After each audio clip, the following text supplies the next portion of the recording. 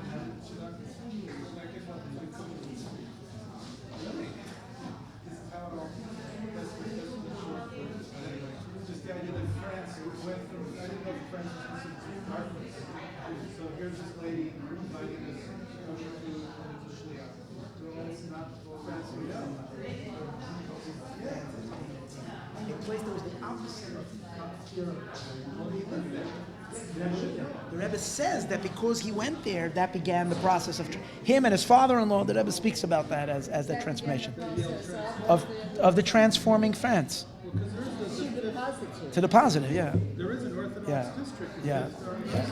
What do you need? Can you put me on your Wi-Fi?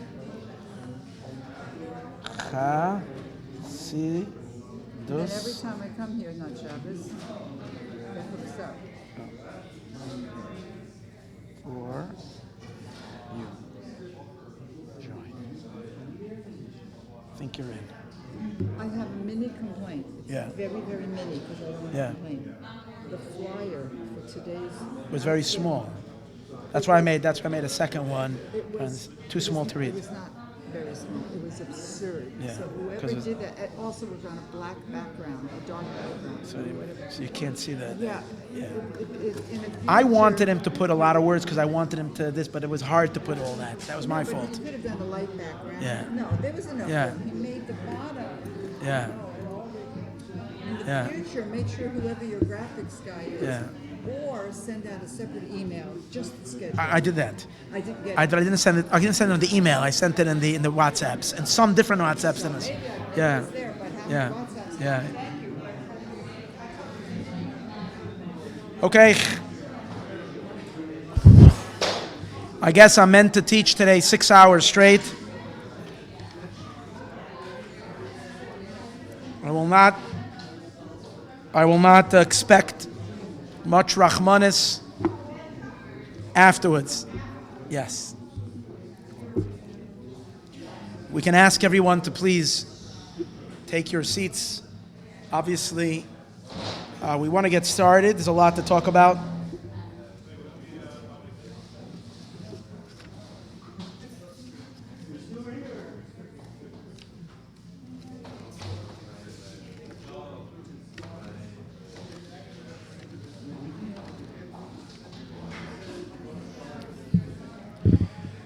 What I will do today, we'll daven mincha after. Mincha is going to be after the shir, please. We were scheduling it first, but we're going to do it after. I'm sorry for the shorter break, but we have a whole bunch of determined women who want to learn. So the men are going to have to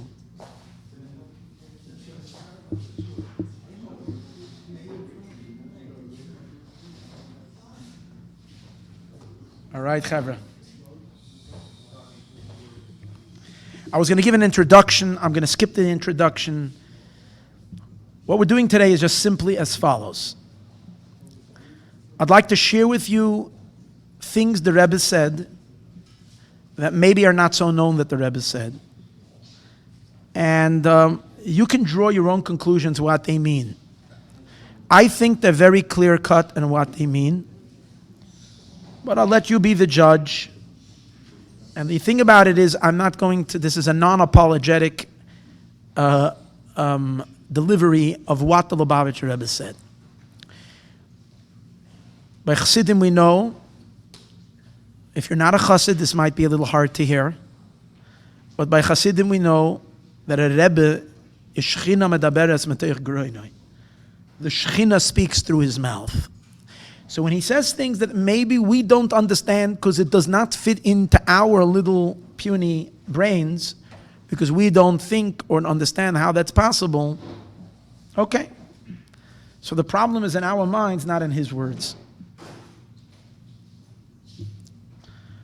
So the Rebbe said some amazing things which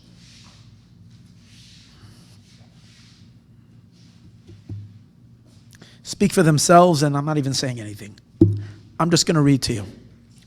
When the Rebbe became Rebbe, the Rebbe started, and the Rebbe set a vision, a very clear vision of what his leadership and what the future of Chabad is. The Rebbe was then becoming the 7th Rebbe in a chain of Chabad leaders. And the Rebbe accepted the leadership by saying a Chassidic discourse based on the discourse of his predecessor, the Friedrich Rebbe, in which he's talking about the job of bringing the Shekinah down to the world. The Shekinah came down to the world when Moshe Rabbeinu, being the 7th of a chain of 7 tzaddikim, 7 righteous individuals who brought God down to the world, completed the descent of God when the Torah was given, and finally God moved into the Mishkan. That was the completion. And as we watched today in the video, it was the happiest day in God's life, if we can say that. God's life. It was the happiest day of creation to Hashem when he was able to move into his house. Today we watched, that's the day of the Beis HaMikdash, also the day of the Mishkan. When Hashem came down, God is so happy, because this is what he created the world for, that he can live in close proximity and intimacy with all of us. Then the exile came about and the Shekinah was chased away again. And we go through the long exile, and God, the most difficult thing in exile is the separation of the Jewish people and Hashem. God and Israel are torn apart. And Hashem and the world are torn apart. The coming of Mashiach, Hashem returns to earth. And the Rebbe says, based on the Medrash, that just like the first time it was 7 tzaddikim, so the Rebbe is comparing those 7 tzaddikim to the fact that he is the 7th Rebbe.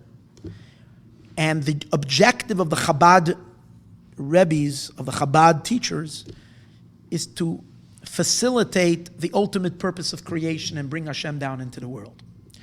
So from that mimer, I'm going to read to you a few lines. The Rebbe said, this is what is being demanded from each and every one of us. He's talking to the Chassidim.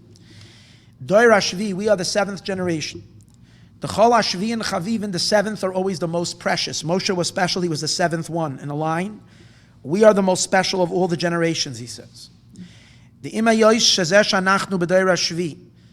Even though this that we find ourselves in the most precious generation, which is the seventh generation, it's not based on our choice. It's not based on our work.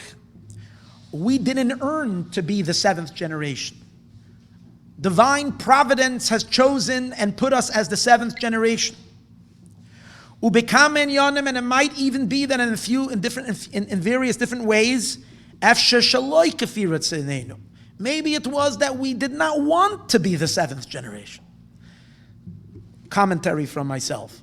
The Rebbe resisted to become Rebbe for an entire year. Chassidim were non-stop, relentlessly begging and begging and begging, and the Rebbe didn't want to.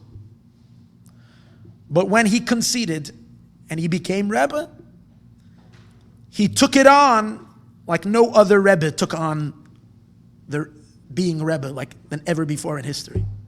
But the Rebbe says it might not be. We were forced into this. We're not choosing this. But you know what? But we're still the most precious generation. We are the most precious of all generations. We are to be found now at the footsteps of Mashiach. We are at the last generation.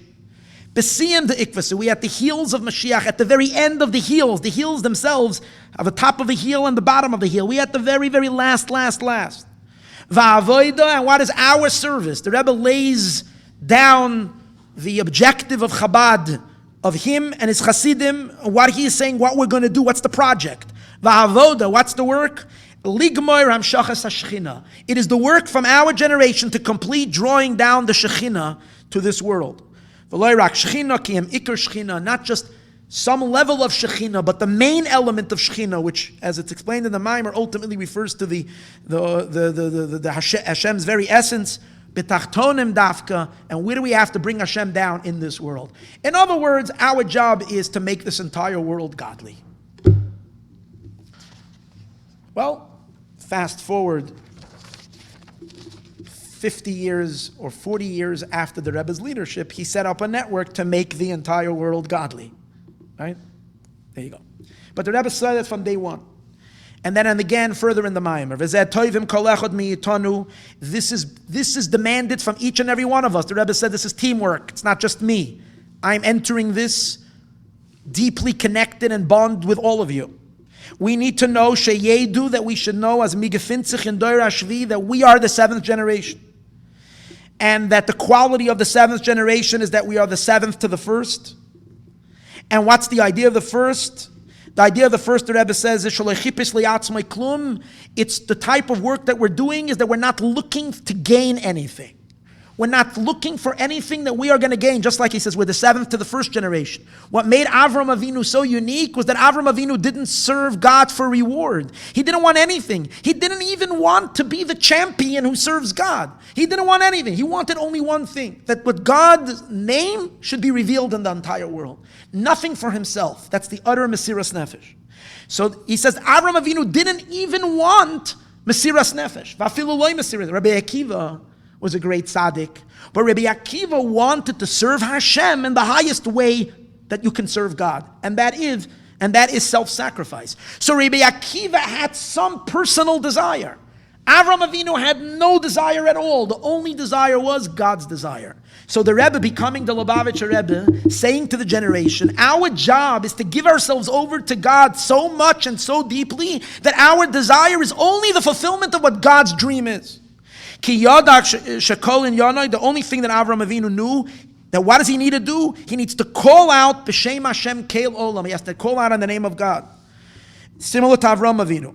And here the Rebbe says, mamish, what the Rebbe accomplished years through and set up in the world. He says in Yiddish, gekommen in azelige Erter, to come in places, was man dort nicht gewusst von Göttlichkeit, places where they did not know of Hashem, nicht gewusst von Yiddishkeit, they didn't know of Judaism, in nicht gewusst afille von Aleph Beis, they don't even know of Aleph Beis. In Zayendig dorten, in being in these places, hat man sich abgelegt in Azait, completely put yourself on the side, make a difference if I'm comfortable, if I'm not comfortable, if I have Chalav Yisroel milk, and I can make myself, what's it called again, grilled cheese, or I don't have, and I have to do something. It doesn't make it difference how comfortable, I'm not comfortable. One thing, in Al Tikra Vayikra El Vayakri, Avram Avinu didn't call out Hashem's name, he made other people call out in God's name. Okay, and I'm skipping a little bit. Hagamas. So, and Agamas, okay, but even though now the person doesn't know of anything, but now you need to make sure that other people should cry out, Hashem, Keil Olam, that the Eibishter and the world are totally one, that God and the world are one. Anyways, this is, the Rebbe said in the first mimer, the objective, to reach every part of the world, to reveal amongst people that up till now know nothing about Hashem, that they should recognize God and connect to Him. The Gufa, and I'm going to continue quoting from different parts. The Gufa hachavivus tedoira shvi, and this is the ultimate preciousness of the seventh generation. That what? Shekama koichos nitnu v'nizgalu b'shvileinu. Our generation was given specific powers that no other generation has. V'ayedei avoda ba'ofen kazeh, and when we serve God with such devotion and such mesiras nefesh and such dedication, yumshich ikur shechina lamata, we're going to draw the Shekinah down to this world. Ba'olam hazeh hagashmi, in our physical world, va'achumri, and coarse world. V'yeh oid b'madregas nailas yoiser. Here's the objective: to make this world holier than it was before the sin of the tree of knowledge. Not just holy, but holier than it was before the sin of the tree of knowledge. As it says by Mashiach, that Mashiach is Nasa ma'oid yoiser ma'adam arishon. He is even, Mashiach is even greater and elevated even more than Adam Arishon. And then the Rebbe says very interesting words. And again, these are new words that we were not accustomed to hear. The general idea that the Rebbe is saying that he is the seventh generation and is similar to the generation of Moshe Rabbeinu that needs to bring the Shekinah down to this world was already an eye popper for the Chassidim listening. Because it was already words that is like country. The Rebbe is basically saying, I'm not here to be a Chassidic Rebbe for a group of people, maybe 1,000, 10,000 to 50,000.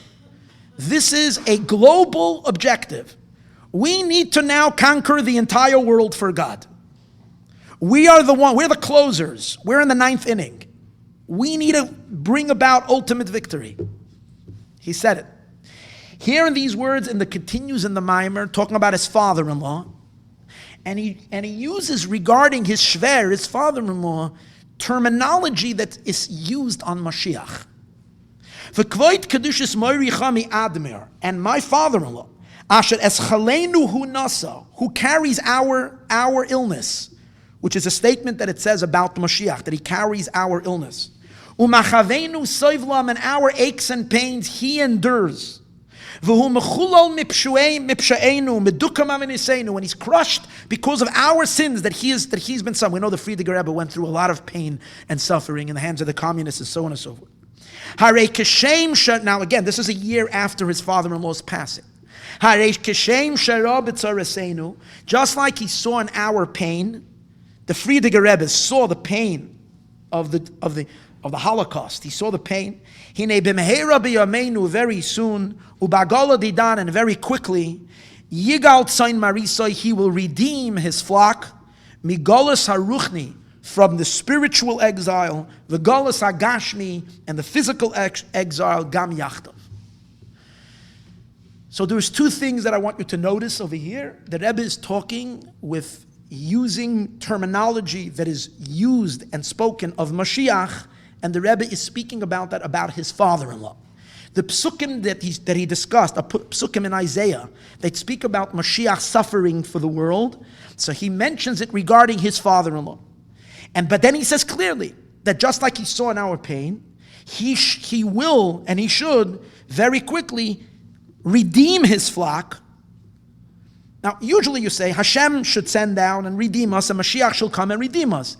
The Rebbe is speaking about his father-in-law, the Friediger Rebbe, should redeem us, which I'm just saying it's new words that we were accustomed hearing. And then the last words in the Mimer. With this the Rebbe concludes the discourse. Now it's not dependent on anything but on us. We're the last generation. We got to finish up the job. So this is the bracha that he says in the end. V'niske, we should merit. Zen sich mitten Rebbe. We should be zoche to see our Rebbe.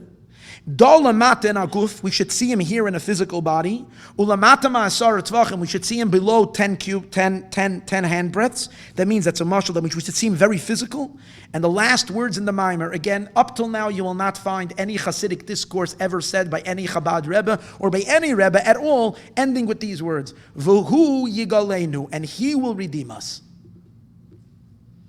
It's a phrase that's used in Chabad quite often, V'hu yigalenu. It's the Rebbe saying that. I don't know if it's a total original phrase or it's a phrase that says somewhere regarding someone. I don't know. But it's an interesting words. V'hu yigalenu, and he will redeem us. So this is what the Rebbe said about his father-in-law after his father-in-law's passing. Okay? This is on the anniversary of his father-in-law's passing. In a Sikha, this is on Yud Shvat. No, this Sikha is, I'm not even sure, because I have it in the back of Sefer Maimarim. The next Sikh is printed Yud Shvat Tavshin Yud Beis. So it would be good if I can give you the exact thing it is, but you know what? Okay, let's quote it. I'll find it in the book and then I can tell you.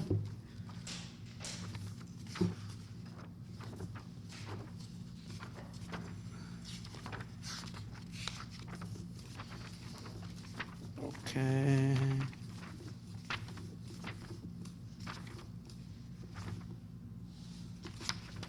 See if I find it over here. Oh, this is from Yud Gimel Shvat, the 13th day of Shvat, Tavshin Yud Aleph. This is 2 days after the Rebbe became Rebbe. Okay, this is 3 days after, where the Rebbe officially accepted the leadership. In Sif Tes, in the Sikha, which is written, Men hat bei mir gefragt, they asked me, Was sag ich, how do I say, as es wird sein bekorev, that it will be very soon. Ve'ikitzu v'ranenu sheichne afar. They will wake up and they will sing, those who dwell in the earth. V'hu betocham, and he amongst them. In the Rebbe vetten zarois firen von Golos, and that he, my father-in-law, the Rebbe, will take us out of exile. How do I say that? What's the problem? He doesn't really say the problem is that he passed away already. He says the problem is that Mashiach comes before the resurrection. He says, there the order is, Bias HaMashiach, first Mashiach comes, the Yamois HaMashiach and the days of Mashiach, in Ersten at Zeit Rum, and then after that, wird sein Tchias HaMesim. There's different opinions, according to the Zohar, 40 years after Mashiach comes is the resurrection of the dead. Azoi wird doch gebracht, and Chassidus also say this. My father-in-law had passed away already. I'm saying that he will redeem us. In order for him to redeem us, he has to be here before Mashiach comes, or at least at the time of the coming of Mashiach. Their answer of them is, the answer the Rebbe himself gives, Chach bichlal, even though in general is their Seder, the order is, Bias HaMashiach, first Mashiach comes, Binyan Beis HaMikdash, then the building of the Beis HaMikdash, Kibbutz Galios, then the gathering of the exiles, Tchias HaMesim, and then the resurrection. Again, Mashiach's coming, Mashiach builds the Beis HaMikdash, he gathers the exile, and afterwards the resurrection. That's true, but individuals will get up first. Happened in history that there were people who were resurrected, and that Zayin frier euch, and it's going to happen as well. The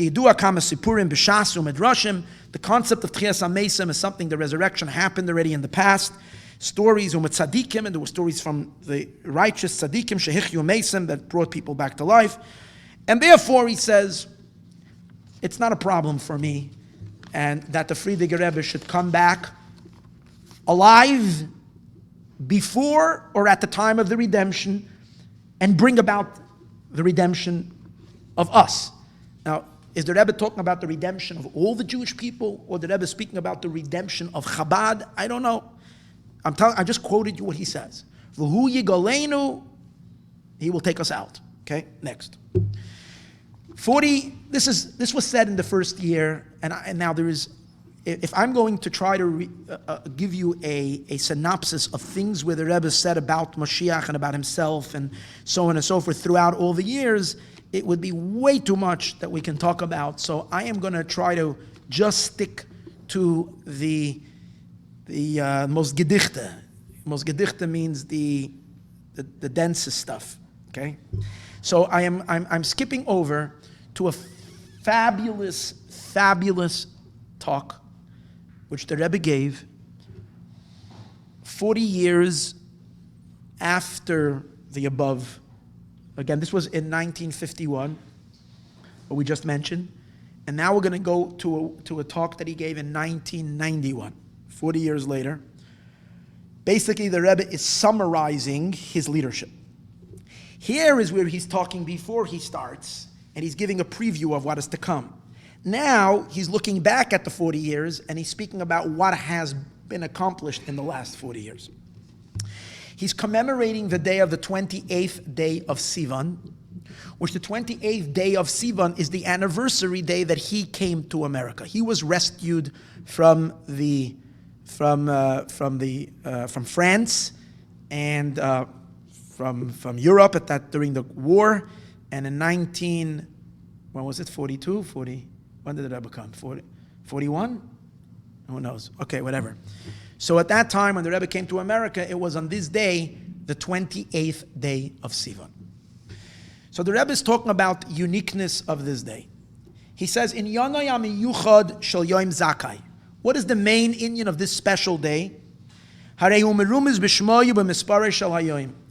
I think if there ever needed to be the Lubavitcher Rebbe himself characterizing what his objective is, what he's about, this sikha is unbelievable. So the Rebbe says that the content of the day is always known by the name and the number of, the name of the day, meaning the number of the date. In our case, he says, the anniversary falls out on the 28th of Sivan. 28 means koach. Koach Sivan means the power of the month of Sivan. So he says, what does the day really mean? It's the power of Sivan. What's the power of Sivan? The power of Sivan is the power of the Torah. Because what makes the month of Sivan? Sivan is the third month, the month the Torah was given. So, Koach Sivan means the power of the day that the Torah was given. The power of the Torah, the power of the month, which the month represents Torah. So the power of that month. Okay. That means that the Yom Zakai, this special day, having to do with the Rebbe coming to America, is to help realize, in other words, that's being said here, that his coming to the United States on this day is related, as you're going to see soon, is the content of what he's talking about, has to do with the ultimate realization of the power of Matan Torah. What's the relationship? He says, what's the power of Matan Torah? The idea of Matan Torah is to bring heaven down to earth, to bring holiness down to this world, to sanctify the mundane. God gave the Torah to earth. What's Torah? Torah is divine. Where was it given? To earth. And what's the point? So that we can make earth into a holy place. That's the idea. And the Rebbe says in Yiddish, it says, "Gegeben geworden der Koyach." In the month of Sivan was given to us the strength to mamshich umegala zayin elokus, to be able to draw down and to reveal the divine in their Welt, in this world. What's this world? Olam hazeh tachton. We spoke about it in the earlier class. It's the lowest world. Tachton shein tachton l'mata memenu. It doesn't get lower than this. Bis as das soll in ganzen durchnehmen metzias ha'olam bepnimius. So much. Again, what's the point of the giving of the Torah?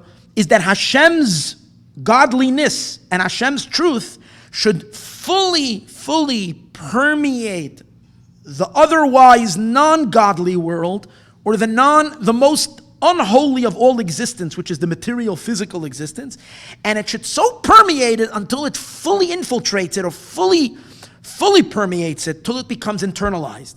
As the Inyane Olam Atzmam, that the world itself and everything about the world should become an entity of holiness. That's the objective. That's what Torah is all about. Not only is Torah meant to come down even in this world, but that Torah is meant to come down precisely in this world. In other words, precisely it's the lowest place that God is after. Not that because if God is true, he has to be revealed even in the lowest spot. No, it's dafka, precisely the low place. That's the most important that God wants. Why? Because dafka in olam hazeh tacht shein tacht l'amatim mimenu, dafka in this lowest world, because their main power and strength of the divine is recognized in the physical world. In other words, the truth of God is revealed as truer and more powerful when it is revealed down here than if it would be revealed anywhere else. In their tachten shein tachten l'mata mimenu, dafka in the lowest place. Again, related to what we discussed in the earlier talk. And therefore, dafka, it's only through the work of the lowest points. Okay, we draw down the essence of Hashem, and when we pick up the lowest point, and he says an example, when you're picking up a building, sometimes you drive, not here, but if you go out a little bit on the road, or you're traveling interstate and so on and so forth, you'll sometimes ride behind a truck that's carrying a house. You ever see those when they carry a house? You say, Oy Gewalt, why did I get stuck behind this truck? In any case, it's usually wide load, right? They're carrying a house. So when you lift the house up, when they move a house, you want to stick the forklift or whatever it is at the very bottom. And only when you lift it from the very bottom do you lift the entire house. So therefore the Rebbe says, to lift the entire to lift all the worlds, to lift all of existence, we have to lift the lowest tier of existence. And that's why we have to sanctify the material and the physical. Okay? So, and when is the shleimus? When do we have the shleimus of this power? It's Torah. Sivan represents that power, to bring the highest down to the lowest. But in Sivan itself, which day highlights the power to do so? Obviously, it's a very powerful thing. The power to bring together two opposites. The lowest means the most ungodly. To make it godly takes an extraordinary power. Oh, so that's the Koach, the 28th of Sivan. The Rebbe is going to connect that to the day that he comes to America. So I'm going to give you a little bit of heads up from further. Because the day the Rebbe came to America, which was within the world a very, very ungodly place, meaning a place that most people felt that living in America meant you can't be Jewish. America is not like the old shtetl in Europe. America is different. So now when the previous Rebbe came to America, he said America won't be different, even America. But the Frierdiker Rebbe left it up to his son-in-law to really do the work, to transform all of America. And not only to transform all of America, but from America to transform the entire world. What did we say earlier? To lift the entire world from the bottom bricks, from the bottom stones. Okay. So and that's the power of the month of Sivan. So when did the Rebbe come to America? On Koyach Sivan. Understand? That's the idea. Okay, I'm skipping around. Then he says, this is in Siv Dalet. He says, now, so this teaching gives us a very special teaching of our generation. That just like it was when we went out of Mitzrayim, we received a Torah, where the purpose of the Torah was to permeate the lowest and make it high, connected to God. When Mashiach will come, we're also going to receive a Torah. As a matter of fact, we're going to receive the same Torah that we received before. But we're going to receive the upgraded version of the Torah. What does that mean? We're going to receive the pnimius of Torah. The very Torah that we got at Sinai was only the external layer. Embedded in the external was the internal. When Mashiach will come, God will teach us the internal, the secrets. Through Mashiach, will teach us the secrets of the Torah. So we have two givings of the Torah. We have the giving of the Torah when we went out of Egypt, and we have the future giving of the Torah. Just like the first giving of the Torah was meant to lift up the lowest, and that's what happened once we got the Torah. We started doing physical mitzvahs. By doing physical mitzvahs, we bring holiness into something physical, which before the Torah was given, we couldn't do that. Our forefathers, Avram, Yitzchak, and Yaakov, couldn't make something physical holy. They could meditate on holiness. Physicality couldn't. Once the Torah was given, we were given that power to bridge this infinite gap. So in the future Torah that will be given to us when Mashiach comes, its objective is also to reach the lowest. Now, once Mashiach comes, everything is already high. Everything is already elevated.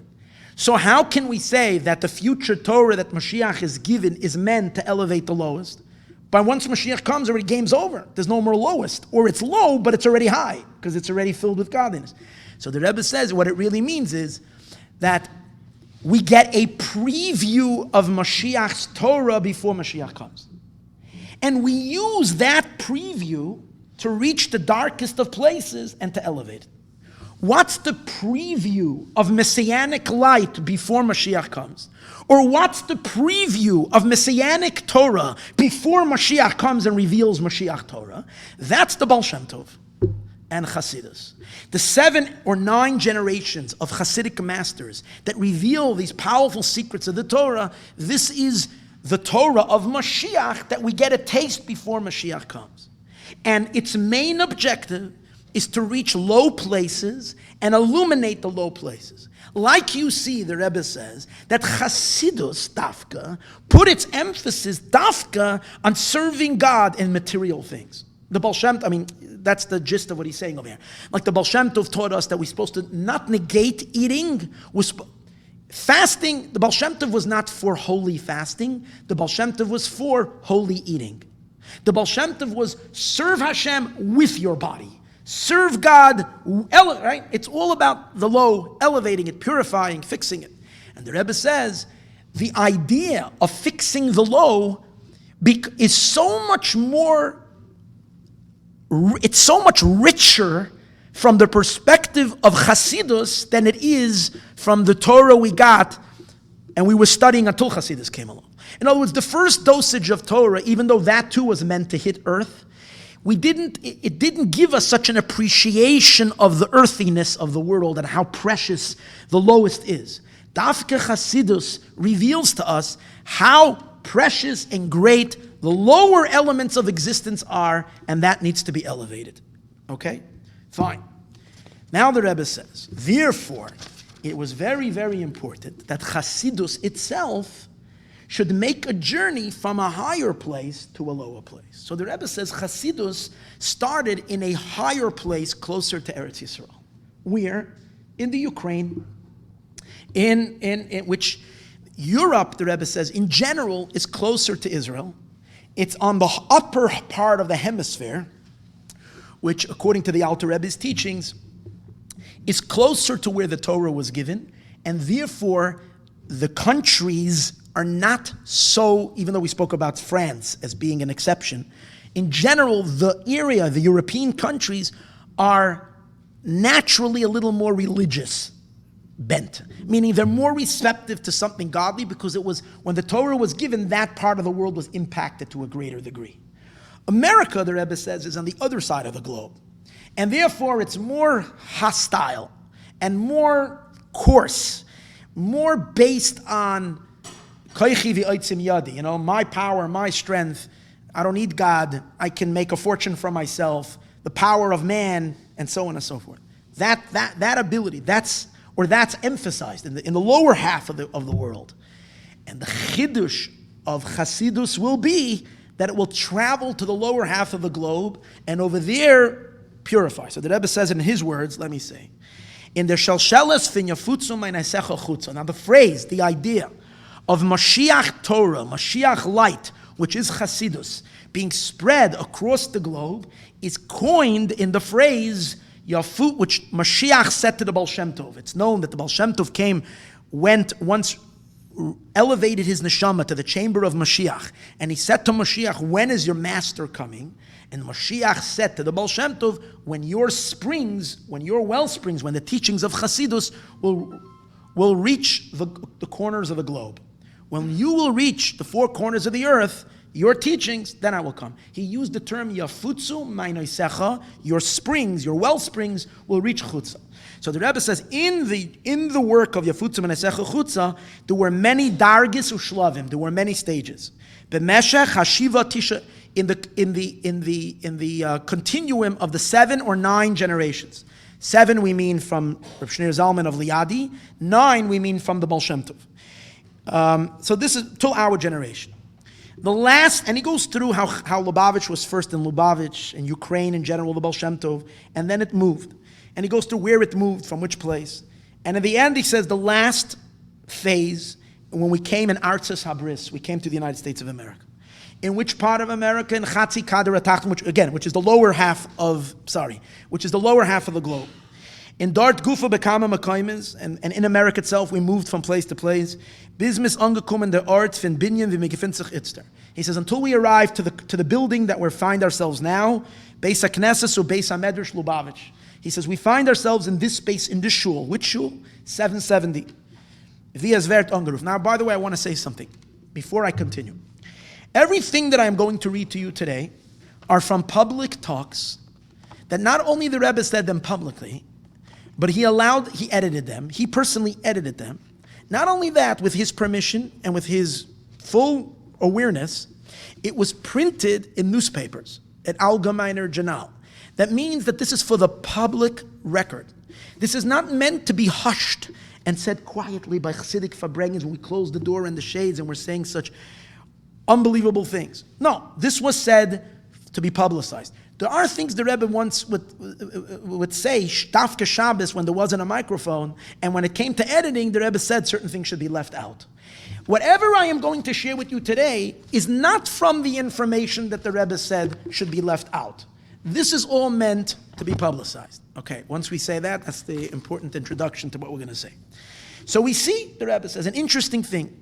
When we arrived, when Chassidus arrived to America, and we see as even though in all the generations there was Hezgalus of Chassidus and Afatzes Maayonis, but Dafke in Chatzi Kader Atachten, Dafke in America, where Matan Torah didn't take place, meaning it's the lower part of the world, we find that Chassidus was revealed with greater vigor and intensity and potency more than it was revealed in all earlier. Meaning to say, how?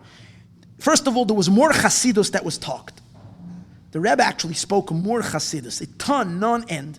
Secondly, the Rebbe published all the books that generally were not published. So, and also, he published them in languages, in all languages, and he made them accessible across the world.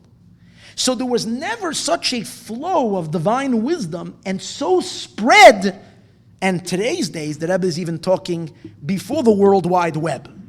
Take the World Wide Web and everything that happened after that, it's like Gewalt. So Hafatzah Samayona, Beyeser says to Beyeser, more than in all the generations and the place were before. To the point that we've reached the farthest corners. And the Rebbe says, what's the proof? Well, the proof is in the pudding. V'mezet bepashtos. You see it. You see it clearly. What's the reason? He says, what's the reason that dafka from the lower point of the world is there such a spreading of such light? The reason is, just like Matan Torah wasn't given in heaven and also on earth, the giving of the Torah is given dafka on earth. And from earth, it illuminates Gan Eden. It illuminates the higher worlds. So the same is also with Chassidus. Why? Because dafka der tachten b'yoysev et nesgala, dafka in the lowest, is revealed how the lowest, Yisroel Eretz Bakoil, that the lowest really has the potent power more than all the higher levels. So the same is also true after Matan Torah. Dafke the Chatzi Kader Tachten, Dafke the lower part of the world, the Matan Torah is nisht gevein, where the giving of the Torah did not happen, becomes the ultimate revelation of Torah. The Shleimus Gilui Torah, Upnimias Torah, in a manner of Yafutzu Meinesecha Chutza happens in the darkest spot, which is from Brooklyn, New York. From there is where it happens. So the Rebbe says, which also is hinted to in the number of the address of this building. Der Merkez von Lubavitch, Bechatzi Kader Atachten, the center of Lubavitch, in the lower half of the world, from where light goes out to the entire world, and the spreading of the well springs outward, is called, what's the address? 770. Ki Yedua, as it is known, as 770 is the gematria fin Ufaratzta. We spoke about that earlier. Faratzta means boundless light. Faratzta means infinite light. Faratzta means no barriers. So holiness was always kept in certain restrictive mode until it reached the building of 770. When it reached Brooklyn, New York, in Crown Heights, not necessarily the nicest neighborhood even in Brooklyn, New York. And Dafka over there comes this potent energy and power that blasts, that knows no barriers. The Yidden are mefarsing like it was been already, okay. And the Rebbe says, he continues to explain that 770 has another meaning. 770 also means the collection, the sum totality, as we spoke earlier in the previous class, of time and space. So the Rebbe says an interesting thing. You would think that if you want to break free from all limitations, you have to go out of time and space. Because time and space is a limitation. What makes up every limitation? It's limited in time and limited in space. So we would think that in order to get to the infinite power and potent power, you have to run away the further you go from time and space. The Rebbe says no. Dafka when you enter into every nook and cranny of time and space. Not only that, you go to the lowest point of time and the lowest point of space. So you're going into the most constrictive place. Dafka in that lowest, most constrictive point is where you will touch upon the Ufaratzta, the essence of God that knows no limitations. And therefore, from there, everything will be elevated. All of existence will be elevated. Everything will be redeemed. From the lowest point, it will go boundless. Okay, that's what he says. Fine. Then he continues. Biz, as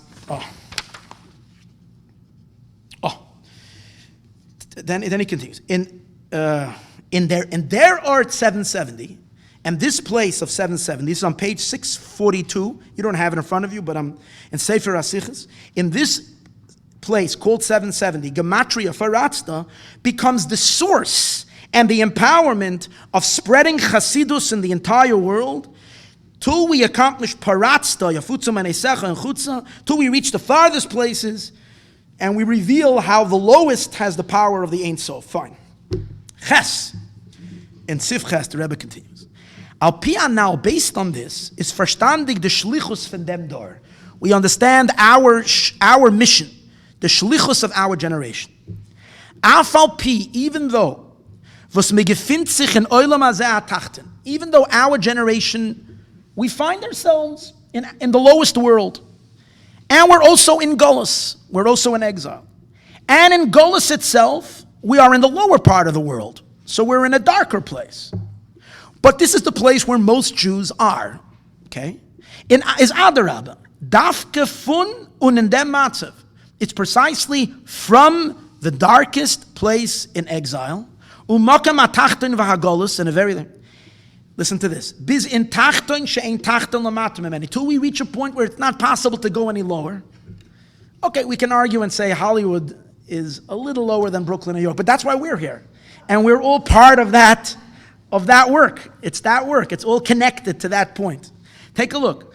Werd oifgetan. What's the accomplishment? The greste aliyah, the highest elevation. Remember what we said, when you put the fork under the bottom and you lift up all the levels above. So what is lifting up Gan Eden? What is lifting up the higher Gan Eden? What is lifting up Avram Avinu's generation? Who is lifting up the experience of Mount Sinai? Who is lifting up Shlomo HaMelech's Beis HaMikdash? Who is lifting up Rab Shimon Bar Yochai and his students learning together the deepest secrets of Kabbalah? Who is lifting up the Baal Shem Tov and all those generations? You know who? Us.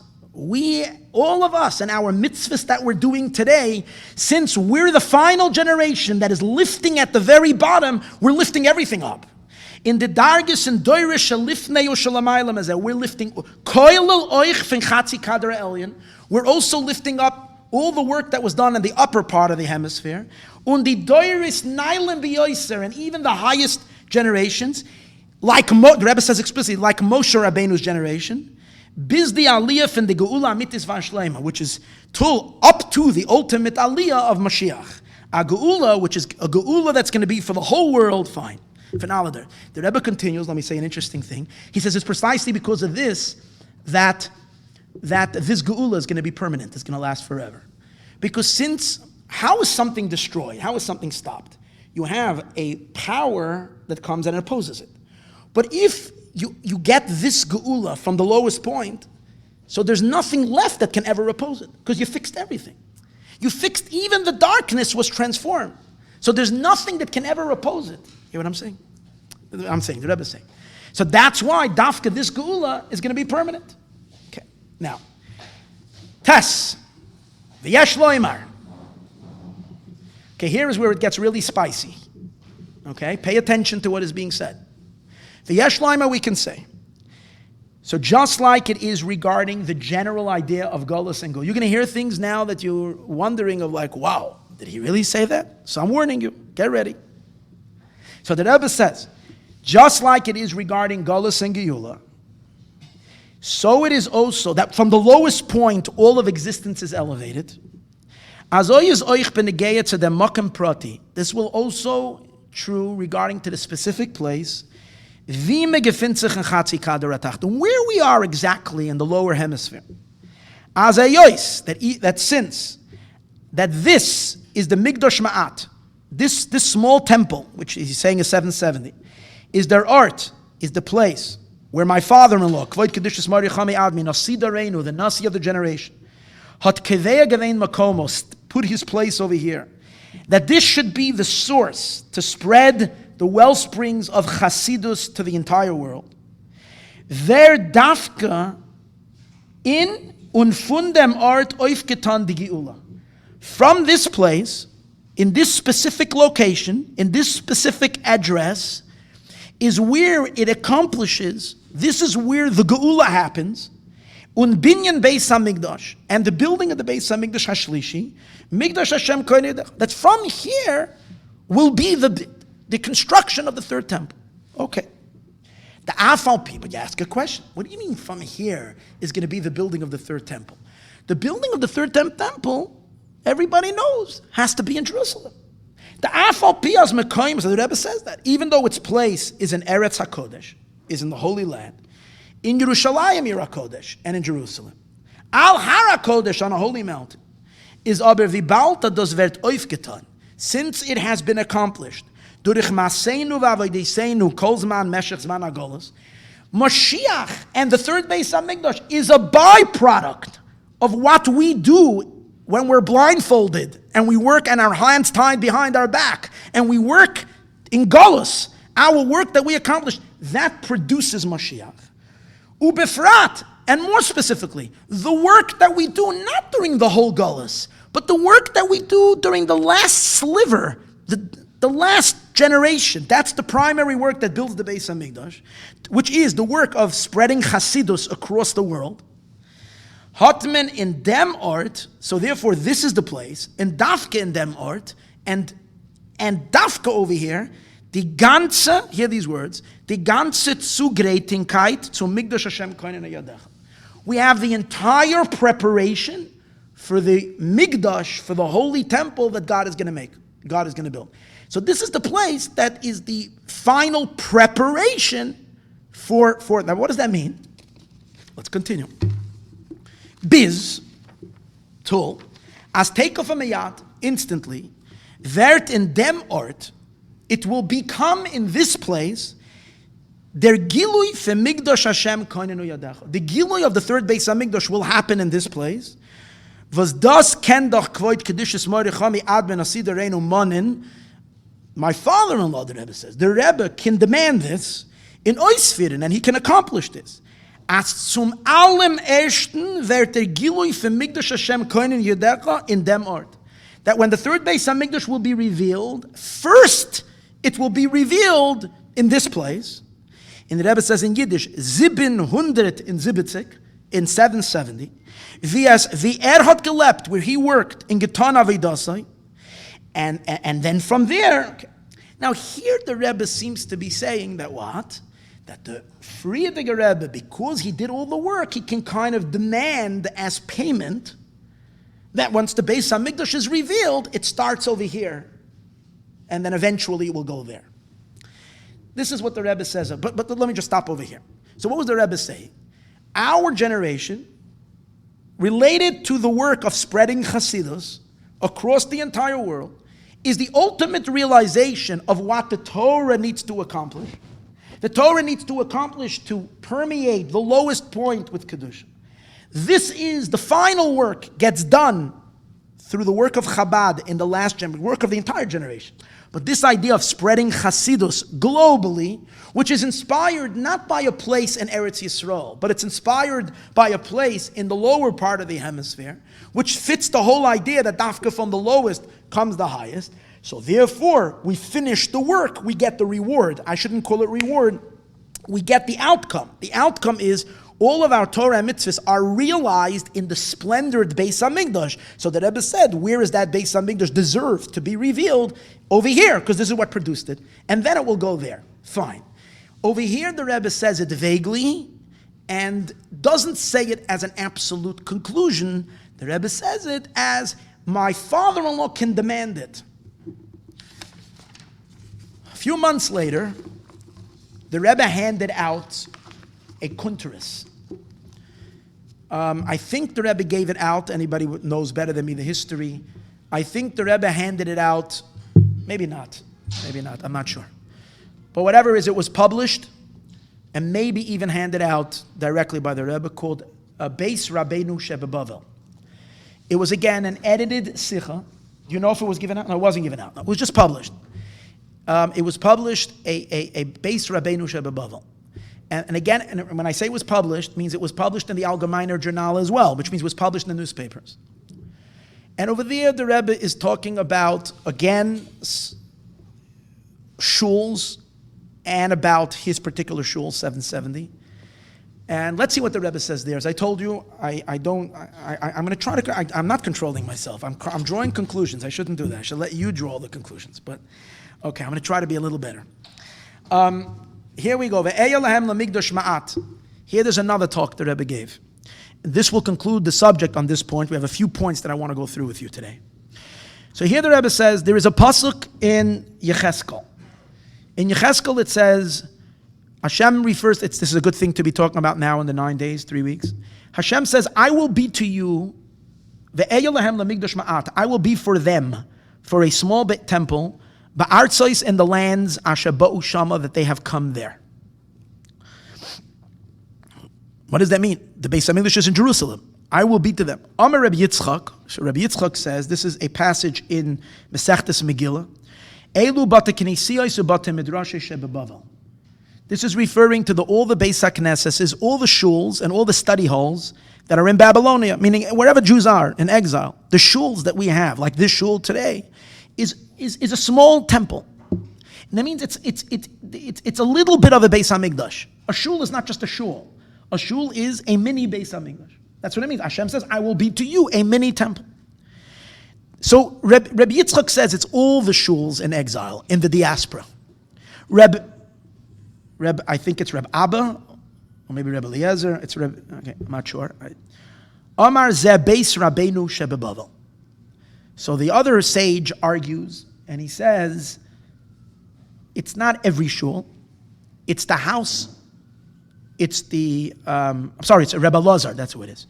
He says it's Beis Rabbeinu, it's the house of our teacher in Bavel. Who's that? Referring to Rav. Rav then was their main yeshiva. He was the main Rosh Yeshiva. And he had a yeshiva. And his yeshiva, his house, his study hall, that's the one where that's considered the small Beis Hamikdash. The Rebbe explains it's not an argument between the two.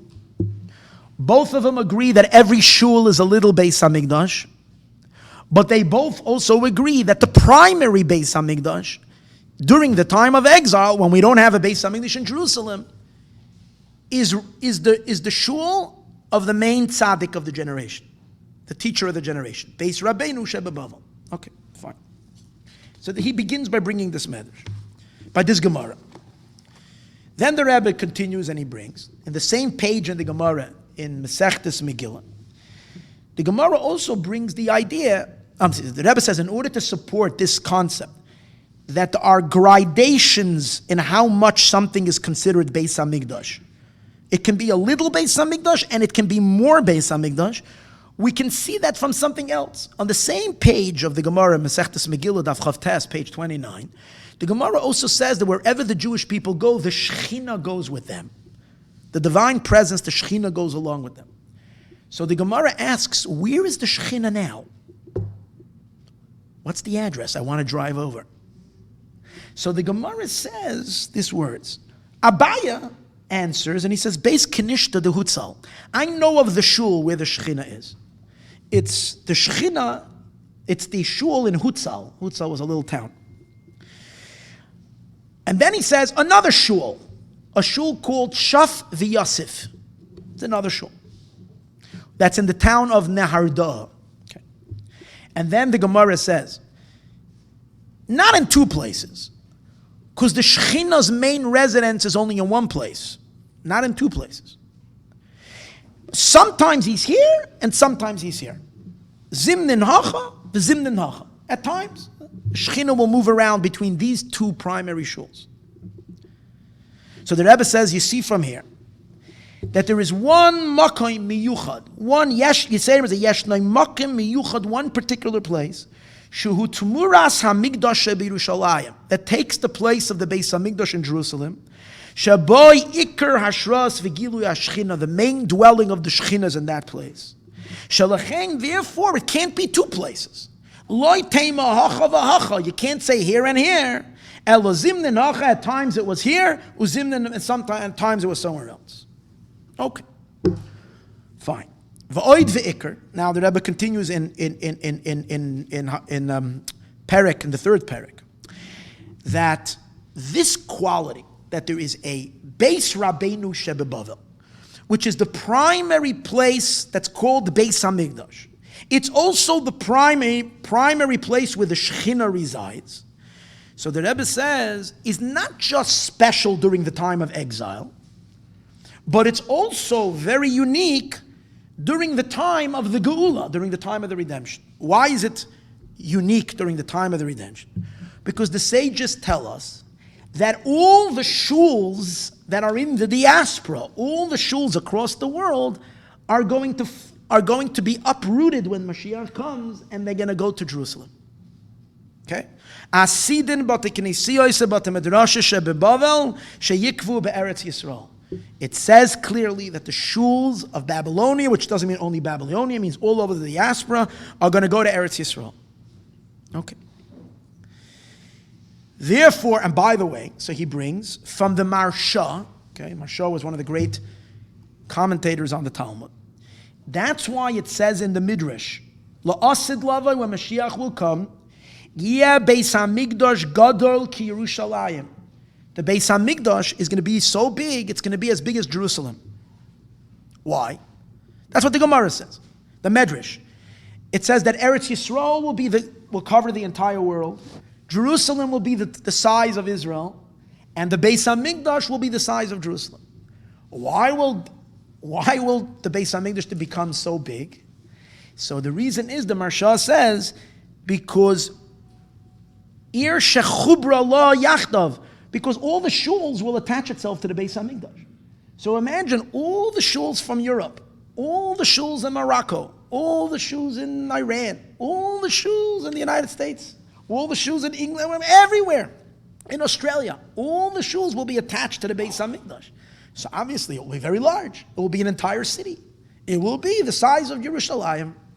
That's, by the way, there's a pasuk, we like singing it when we open up the Aron HaKodesh. We say, V'haviyoisem al har kachi, you'll bring us to your holy mountain. Right? And then it says, Ki beisi beis tefillah, my house will be a house of worship. Yikare, it will be called l'chol ha'amim, to all the nations.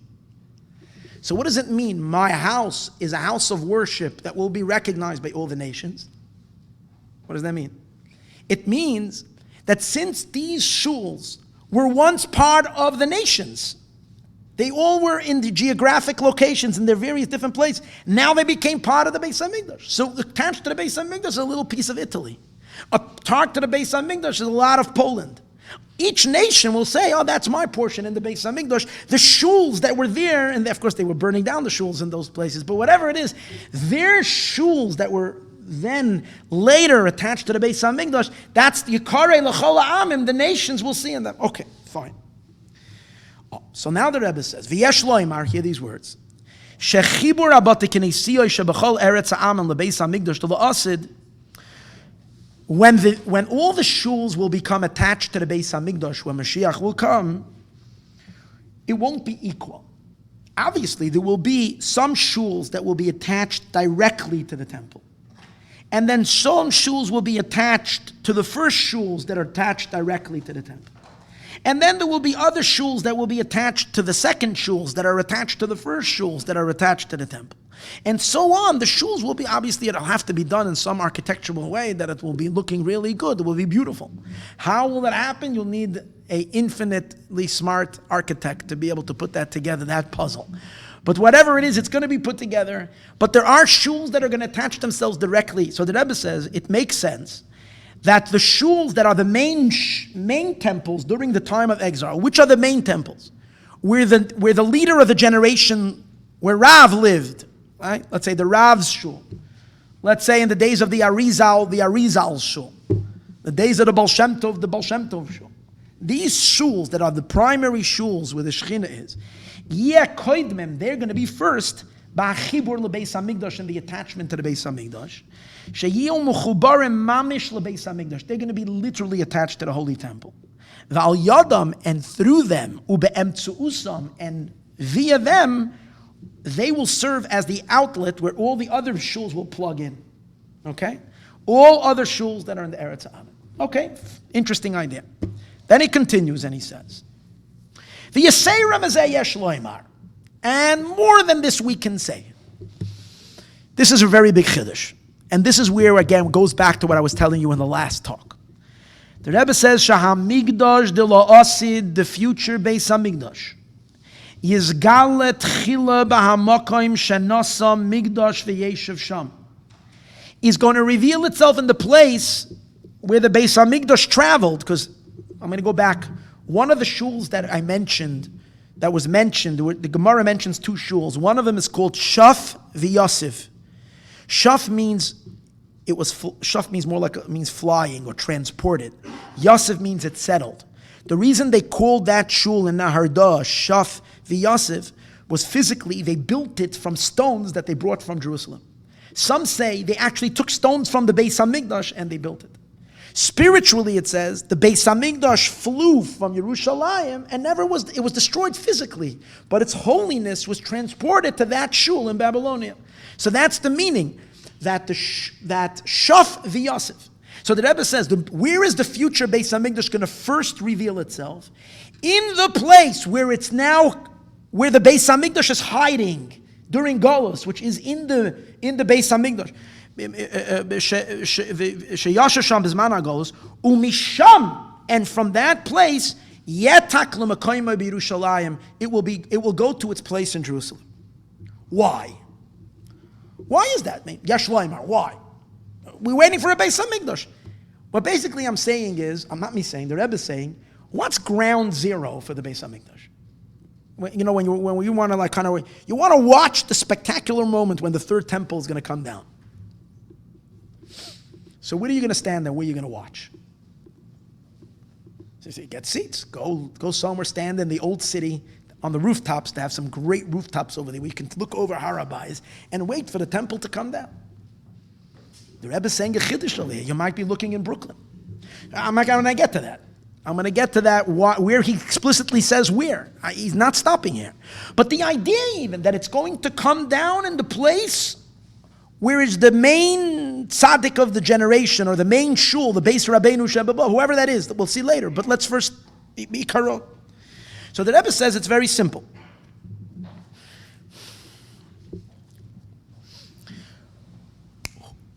What's special about the Beis HaMikdash? What makes the Beis HaMikdash special? Because the Shekinah is there. When does the Shekinah, how long does the Shekinah, why is the Shekinah here? Because we're in exile, so the Shekinah is with us. How long is the Shekinah staying in exile? How long does the Shekinah stay in exile? Does she leave 15, 20 years before the exile is over? Does she leave 10 years before? Does she leave 2 years before? So Chazal say that the Shekinah leaves together with the Jewish people. That means until the exile, until we don't have kibbutz galuyos, until we don't have the Jewish people actually returning to Eretz Yisroel, the Shekinah is remaining with the Jewish people. And where does the Shekinah stay? In the shul of Beis Rabbeinu. Fine. Koloimar, and let me read it again. Gam berega ha'achroin, even in the last moment, the hagolus of the exile, nimtzas ha'shechina b'hamakim shagolu Yisrael. The Shekinah is in the place where the Jewish people are. Umisham, and from that place, Shava Kadosh Baruch Hu im kol b'nei Yisrael. From that place, God, with the Jewish people, will return lahamigdash b'Yerushalayim, to the Beis HaMikdash in Jerusalem, lahashrois, to dwell ulegalish shechinasai la'olam va'ed, to reveal His Shekinah forever. V'kivan shakadosh Baruch Hu shavi mohem mi bein hagoliyos. Since the Eibishter is in exile to the very last moment, God is in exile, and he's returning with the Jewish people. Where is he? B'Hamikdash Ma'at, in this temple. Nimtza comes out. Shebemakoim zeh. And now what happens at the moment that Golus ends and Geula starts? What happens? What's the main difference? The main difference is that during exile, the Shekinah is hiding. When Geula comes, what happens to the Shekinah? She reveals herself. That transitioning moment happens in Jerusalem. No. Because where is the Shekinah the last moment of exile? Not in Jerusalem. Shekinah during the last minute of exile is where the Jewish people are. Meaning where the exile is. So the Shekinah is, and we'll see exactly where soon, but the Shekinah is where the Jewish people are. And the moment of transitioning from concealment to brightness happens where? In exile. Now, the moment she transitions to brightness and to light and to revelation, she immediately needs a nest. She needs a home. Now, during Golus, she has a home. What's her home? A modest home. What's her modest home? What's the modest home? That's the shul. But once she's revealed as the empress of all of existence, and it's a godly manifestation, as the ultimate queen of the universe, she can't be living in a modest home. She needs to be living in a palace.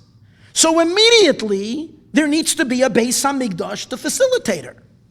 Where does that have to happen, the Rebbe says? In the place where she's shedding her exiled sackcloth, and she's dressing and revealing herself in her splendid clothing, in her splendid royal garb. Automatically at that moment, she needs the temple.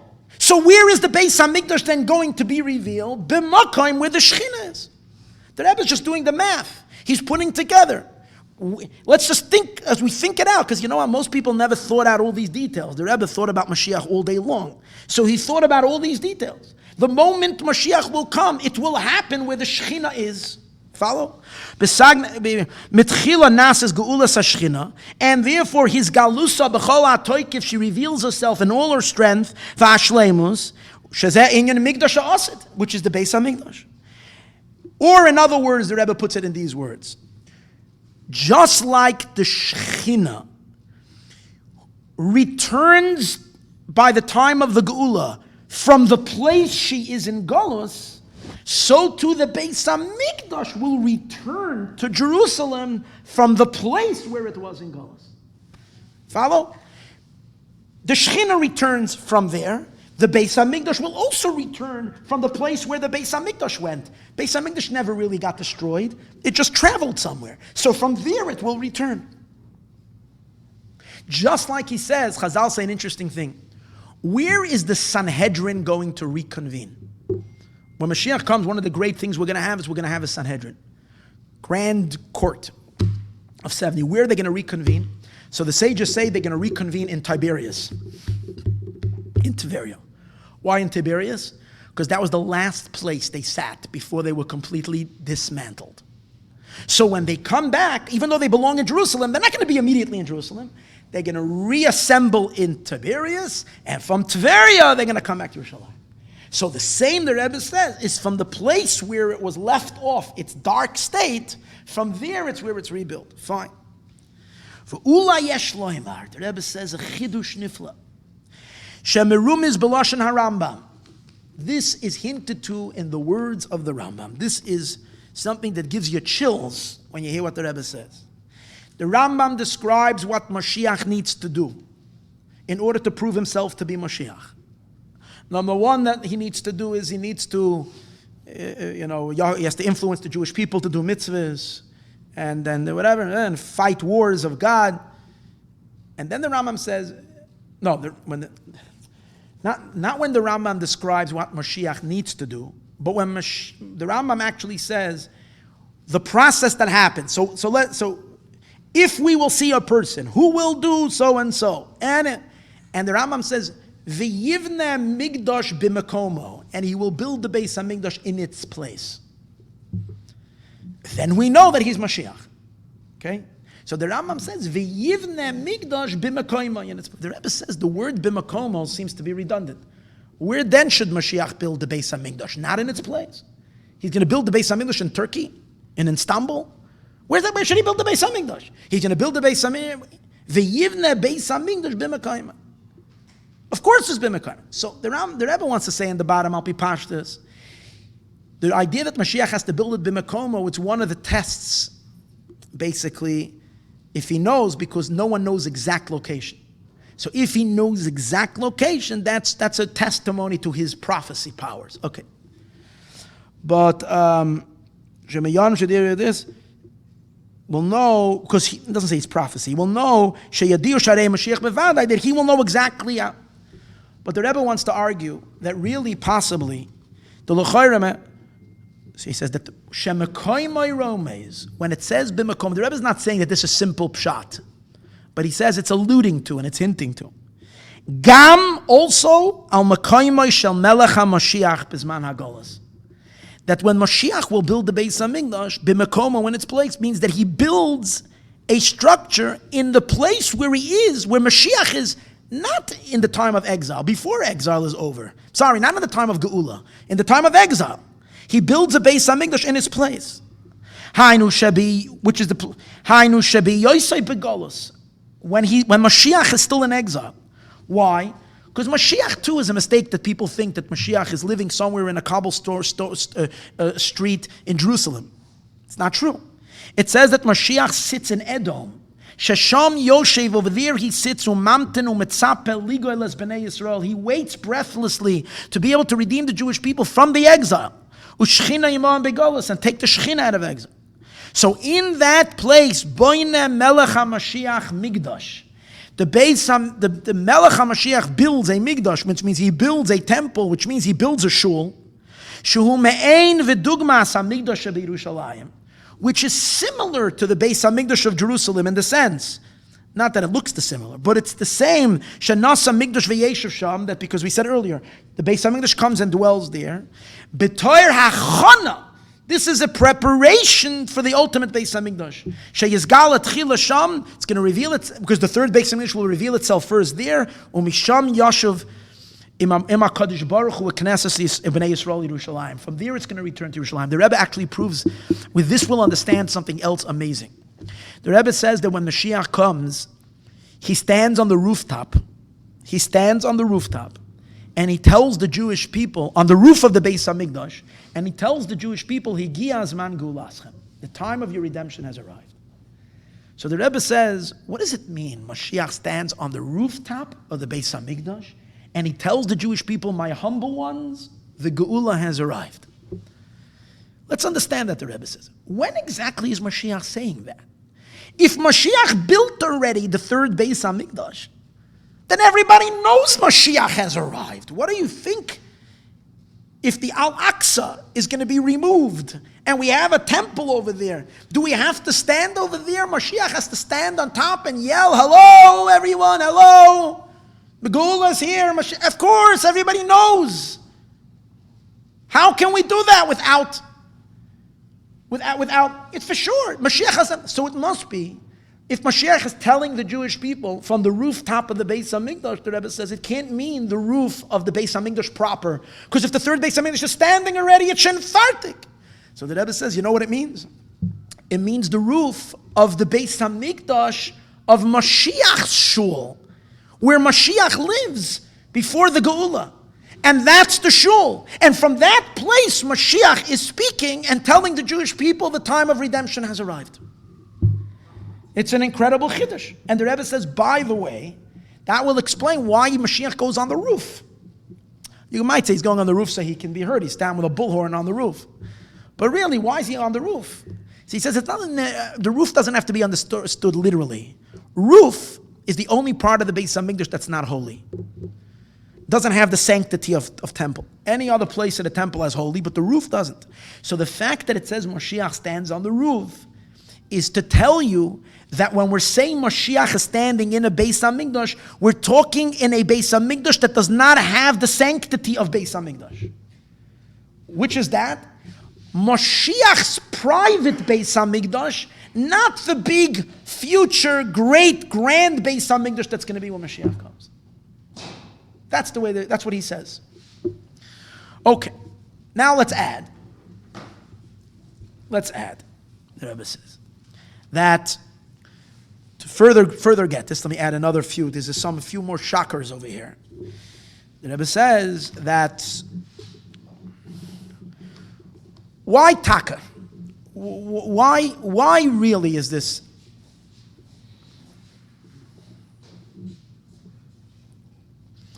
Let me just get a little water if you can. Is there any left there? No, I haven't. No, I have over there. I have it. Thank you. Thank you. I got it already. Thank you. Thank you very much.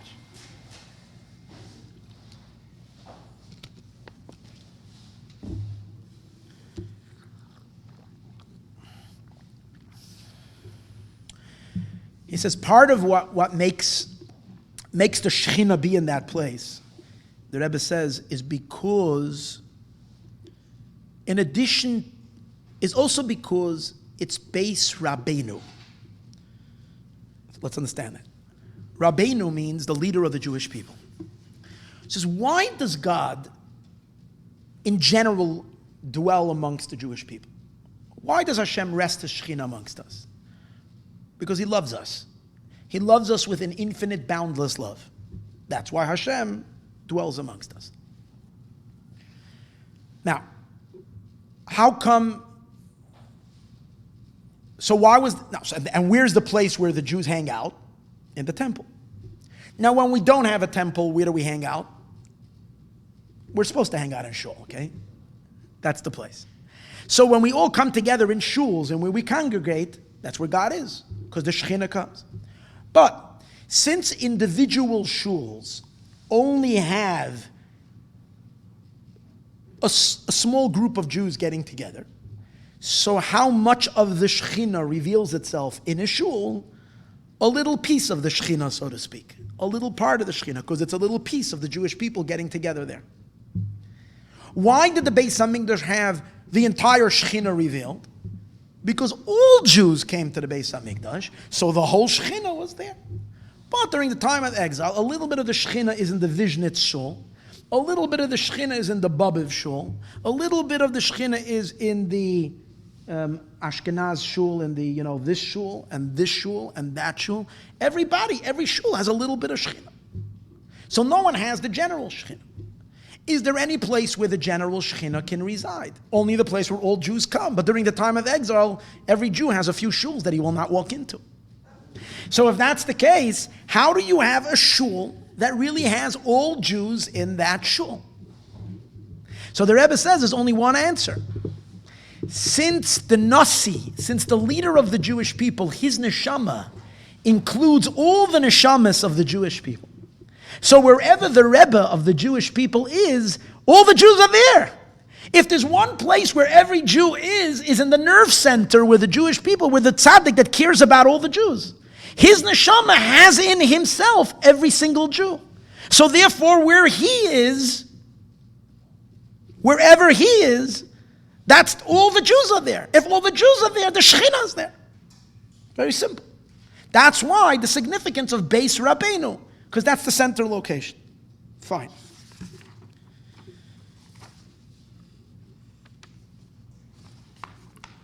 Now, v'oid v'ikar, to make it even stronger, he says, Mailas Beis Rabbeinu shebebavel b'negeya legeula. The quality of the Beis Rabbeinu regarding the redemption. Hear these words. Rabbeinu, the teacher, the Rebbe, the Nasi Ador, the leader of the generation, Hu gama Mashiach shebedor. He's also the Mashiach of the generation. Kamoi Moshe Rabbeinu. Moshe Rabbeinu, he was the teacher of the Jewish people. He was also the redeemer of the Jewish people. Goyal Rishaynu Goyal Achron. He was their first redeemer. He is the last redeemer. Ki Yedua. Ki Yedua, the Rebbe says. Shebechol dor, the Rebbe goes on to say, that in every generation, he's quoting now a quote from the Chassam Sofer, okay, great halachic authority, that in every generation there is one person who is worthy because of his righteousness to be the Redeemer. And when the time will come, God will reveal himself to that person and he will send him. The person himself doesn't necessarily know that he's a candidate, but that's what the Chassam Sofer says, that there's in every generation someone who has to be ready. Now the Rebbe adds an interesting thing.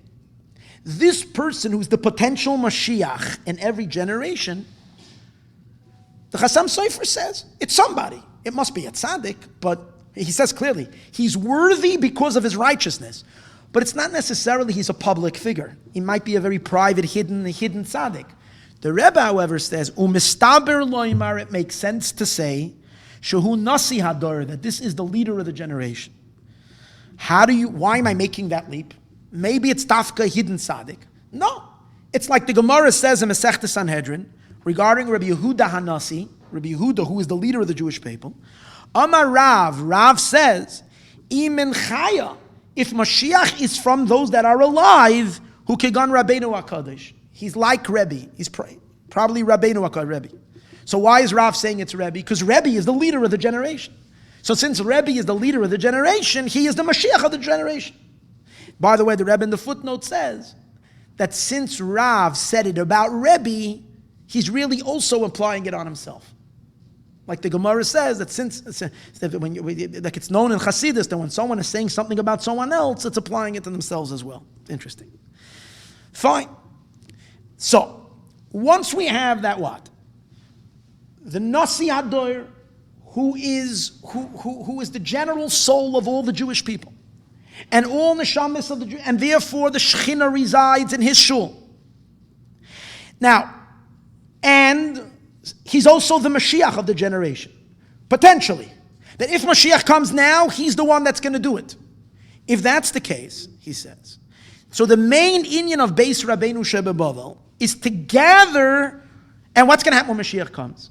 We're going to bring his shul, together with all the Jewish people, together with all the shuls, to Eretz Yisroel. Everything is going to be relocated to Eretz Yisroel.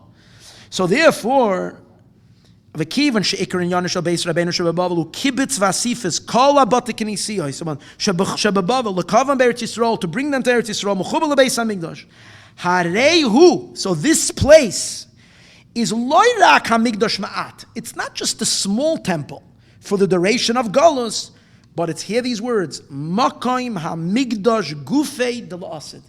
This is actual, that shul of the Nasi, whoever that is, in every generation.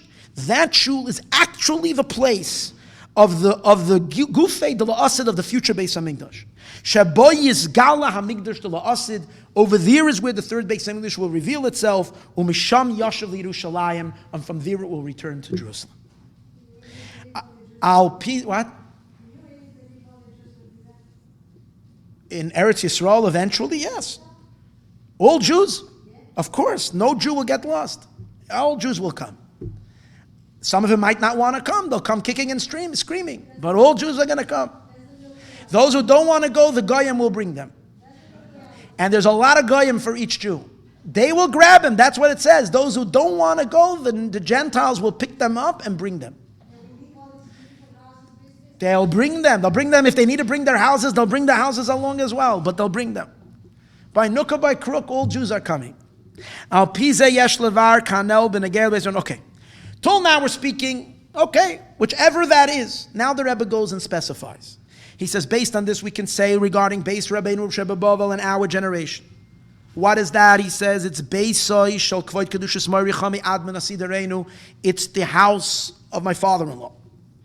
He says, based on, basically, and he goes into this idea that we spoke earlier in the previous talk on the 28th of Sivan, that in our generation, most of the Jews, he says, migrated to America. That in our generation, he says, most of the Jewish people migrated to America. And that's the reason, Yeshloima, the Rebbe says, we can say the reason, Shagam Nasi Hador, that also the leader of the generation, the Nasi includes all the Jewish people, also finds himself, Be'eser Shanim Begolus America. The last 10 years of the previous Rebbe's life, the Rebbe says, was in America. V'kivan, and since in the place where the Jews are, that's where the Shekinah is. So in this last Golus, where most of the Jewish people, together with the Nasi Hador, together with the teacher, is in America. So where is the Shekinah? If you want to know where is the Shekinah, now you have a whole privilege by living in America. The Shekinah, until the actual Geula, is in the United States of America. I'm not taking away from living in Israel. Living in Israel is a mitzvah, very special.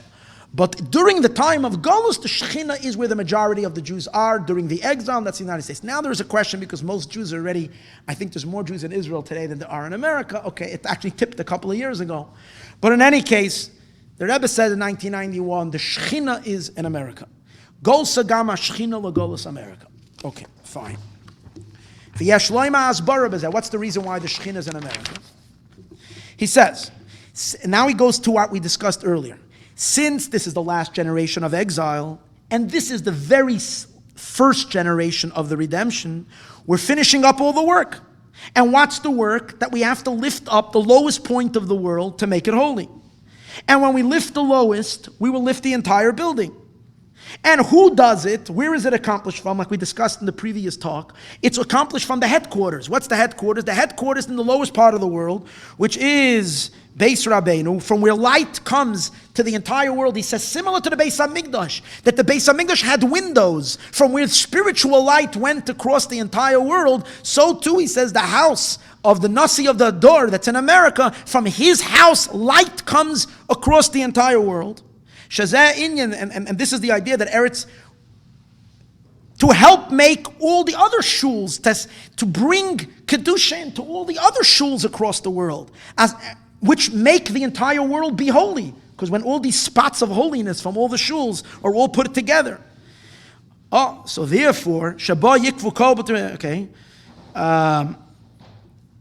And V'oid V'gam Za'ikr, Shu Nasi the Torah Chassidus. Okay. Okay. And therefore, hold on.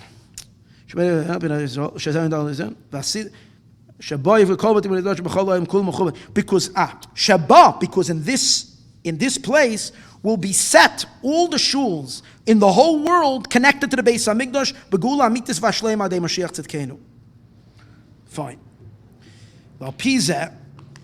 Okay, I just want to finish over here. Then. Hold on. Beis Rabbeinu, and Beis Rabbeinu, he says, Mispara, its number is 770, we spoke earlier, which is, the way it's called amongst the Jewish people, 770, which the number is Ufaratz, to fine. Anyways, it's very, very, very clear. The Rebbe is stating something very strong over here about his shul, about that place. and that's the place where the Beis HaMikdash will be revealed. Again, as I said before, I'm here today just to read to you what has been said in these sichos. Another fabulous and again reshifting talk the Rebbe gave in 1991, which again is a very, very, very big eye-opener. I spoke about it earlier, is the idea that the Rebbe spoke that prophecy returns before Mashiach comes. And the Rebbe builds the case step by step, saying, I was planning to go through it thoroughly, but I realized that if I go through it thoroughly, I will not be able to finish the other things that I wanted to share. So I'm mamish just going to go very briefly, but you can look it up and you can study it inside. In Shabbos Parsha Shoftim, as I mentioned in 1991, this was a week, the Shabbos following the Crown House riots. As I said, it felt like there was tremendous tension when this was said. The Rebbe said that, I'm just going to begin where he starts. He says that since we spoke already and mentioned that we're holding already in the last generation, it's understood that we're holding at the time when Hashem is going to return prophecy to the world. And it's already now, it started already, the fulfillment of this returning of prophecy to the world. And he brings from the Pirush HaMishnayos to the Rambam. The Rambam says that Oshiva Sheftayach, that Hashem is going to return the Shoftim, is going to be Oid Lifnei Boy HaMashiach. The Rambam says this is going to happen before Mashiach comes. And like he quotes later from Igeres HaTeman. In any case, very briefly, the Rebbe brings the fact that the Rambam says in the laws of Yesodei HaTorah, into the foundations of Torah, the Rambam speaks about prophecy, and the Rambam says it's one of the foundations to believe that God communicates prophecy to prophets. The Rebbe says, why is this a halacha for all the generations if we believe that prophecy is over? Prophecy is over. So why is this a halacha that we have to believe if there are no more prophets? And so the Rebbe says you have to say that this is a halacha l'doros, that it's possible that there should be prophets even during the time of exile, and especially before the Geula. Now, even though the Gemara says, the Rebbe has to deal with the Gemara. The Gemara says when the Nevi'im Achronim passed away, which are Chagai, Zechariah, and Melachi, Nistalka Ruach HaKodesh went away. So the Rebbe says, take a look at the words. It doesn't say batla. Batla means it was stopped. Nistalka means it departed. When something departs, it can always come back. If you lose your Wi-Fi signal, doesn't mean it's been shut down. If you get a notice from AT&T or T-Mobile, whatever it is, your account has been closed, then it's shut down unless you're paying the bill. But if it just says it was interrupted, it wasn't interrupted because you went out of the thing. So go back in, you'll get a Wi-Fi signal again. So it doesn't say anywhere that prophecy was canceled. It doesn't say it was canceled. It said it was interrupted, but it can come back. And he brings from Igeres HaTeman that the Rambam actually says a year when the Nevuah will return. And the Rambam says, Ein Safek Shechazaras HaNevuah Akdamas HaMashiach, that return of prophecy is an introduction to Mashiach. And that's why we have to know it in all times. The Rebbe says we have to know it's a halacha l'doris, to know from the foundations of das, is to know that the Eibishter prophesizes as menabeh people. Anyways, ubedareinu, and in our generation, the Rebbe puts in nasidareinu, kvoid kedishus maricha, my father-in-law is a navi. Ubefrat, and particularly after Nevuah will return, which is Akdamas Mashiach, he says an interesting thing. He says the Nevuah, which Mashiach Tzidkenu is going to have, which he is going to be a Navi Gadol close to Moshe. He's going to almost equal Moshe in prophecy. The Rebbe brings on the bottom from a Medrash Tanchuma, where it actually says that Mashiach will be greater than Moshe Rabbeinu even in prophecy. So how does it fit with what it says that Loikam Navi Ke Moshe? The Rebbe deals with it. What that means. I'm not getting into it. I don't want to get into all the halachic elements. But the Rebbe says it's possible that Mashiach Tzidkenu he'll definitely be almost up to par with Moshe Rabbeinu in prophecy, or even exceed him in prophecy.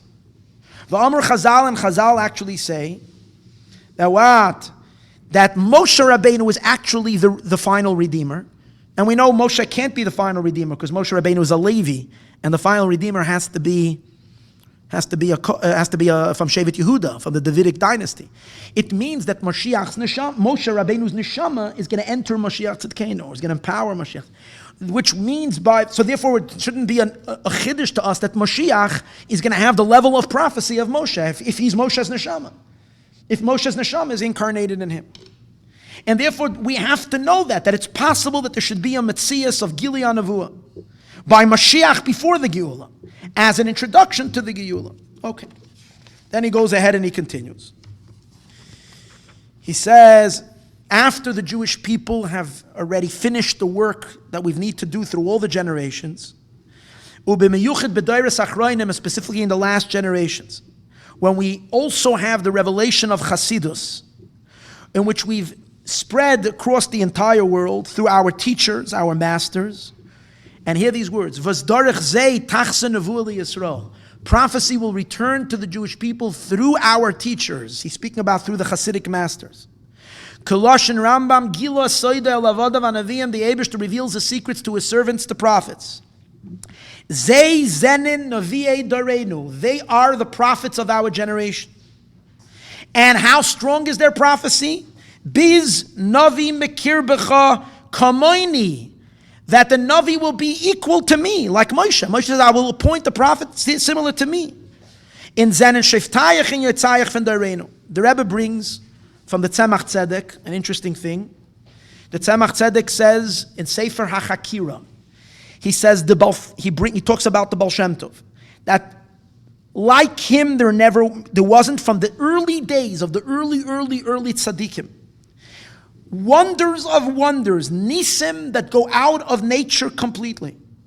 Like I heard from my grandfather, he means the Reb Shneur Zalman of Liadi, the Baal HaTanya, that the Baal Shem Tov and his student, the Magid, Reb Dov Ber, the Magid of Mizrich, were able to see from one end of the world to the other end of the world. And they were able to see it physically, be'ayin riyah. They can see physically across the world. V'aya oimrim, they said what they saw, like it was going on. And it was seen to their students. And the Tzemach Tzedek says, why? Because to them it was revealed the light of the first 7 days of the first day of creation. That Oyer Haganus, when you have that light, nothing can block. You can see across the world. And he says, and also from my grandfather, the Alter Rebbe, Shamanu Asidois, we heard futuristic, perfect prophecies, Koilea ala Sa'ara, that were like accurate to the here. Fine. So the Rebbe is bringing this as a sign to support what he says, that the previous Rabbeim were prophets. Okay. And then he goes on and he says, and I'm skipping again, there's a lot to learn here in the middle. And based on the announcement from my father-in-law, that we finished already everything.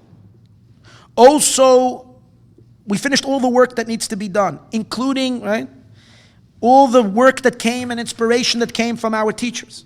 Hear these words, I feel like this is like unbelievable.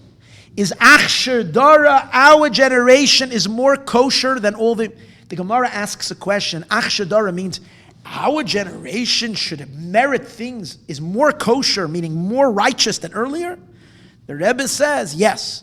Achsher Dara, not as a question, but Achsher Dara means our generation has a certain righteousness, a certain perfection. Kipshutai. Because of all the accumulation work that was done before, and the time has arrived for Shiva Sheftayach Kevarishayna V'Yitzayach Kevatchila, that the Eibishter should return the prophets. Betachlis Hashlemus, in the epitome, in the highest way. Der Faris verstandig, from this it's understood. The limud, the teaching, that everybody standing in Shabbos Parsha Shoftim in our generation, and specifically in the last times, the last moments of Golus, that we need to, once we know that there's prophecy, we need to do the service similar to that. What does that mean? Here's what we need to do. Zu mefarsem sein bei sich, we have to publicize it by ourselves. Und bei alle Zevellen kennen durchgerechnet. And to everybody we can reach. that we have to accept, I'm going to say it in Yiddish, the words of the Rebbe, as medarf of sich mekabel sein, that we have to accept upon ourselves, in of sich annehmen, we have to accept the hoiros ve'etzis, the directives and the counsel, fin shoftayich and yoyetzayich, from the judges and the councils of our generation. Who are that? Man Malka Rabbanon, these are the general rabbis, Bechlal, Ubefrat, specifically Nasi Dareinu, the leader of the generation, Velechekumt, which he is a continuation of the passed on from the previous Rabbeim. Der Shoifet Dareinu, he is the judge of the generation. Yoyetz Dareinu, he is the counselor of the generation. Unavi Dareinu, he is the prophet of the generation. Uketzivoy HaTorah, this is demanded by the Torah. Navi akim lahem mikerev acheichem kamoicha. I will appoint a Navi like you. V'nasati dvarai bepiv, I will put my word in his mouth. V'diber aleim es kol asher tzivenu, he will speak to the Jewish people what I will tell him.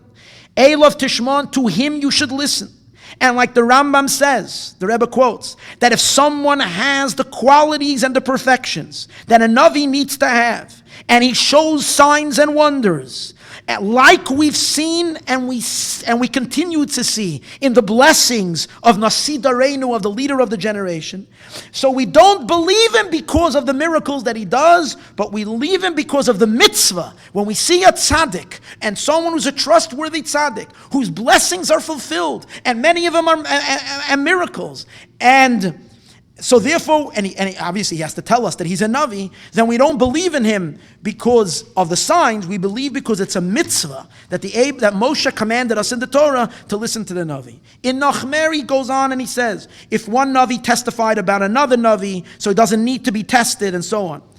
In Das Vet Nimsh, and he says, Vidas is benegayat Nasi Dareinu, like it is regarding to the Nasi of the generation. Who is the Nasi of the generation the Rebbe always speaks about? The Rebbe always speaks about his father-in-law, not about himself. But here, in this particular time, the Rebbe doesn't want you to make any mistakes, to say it means only his father-in-law.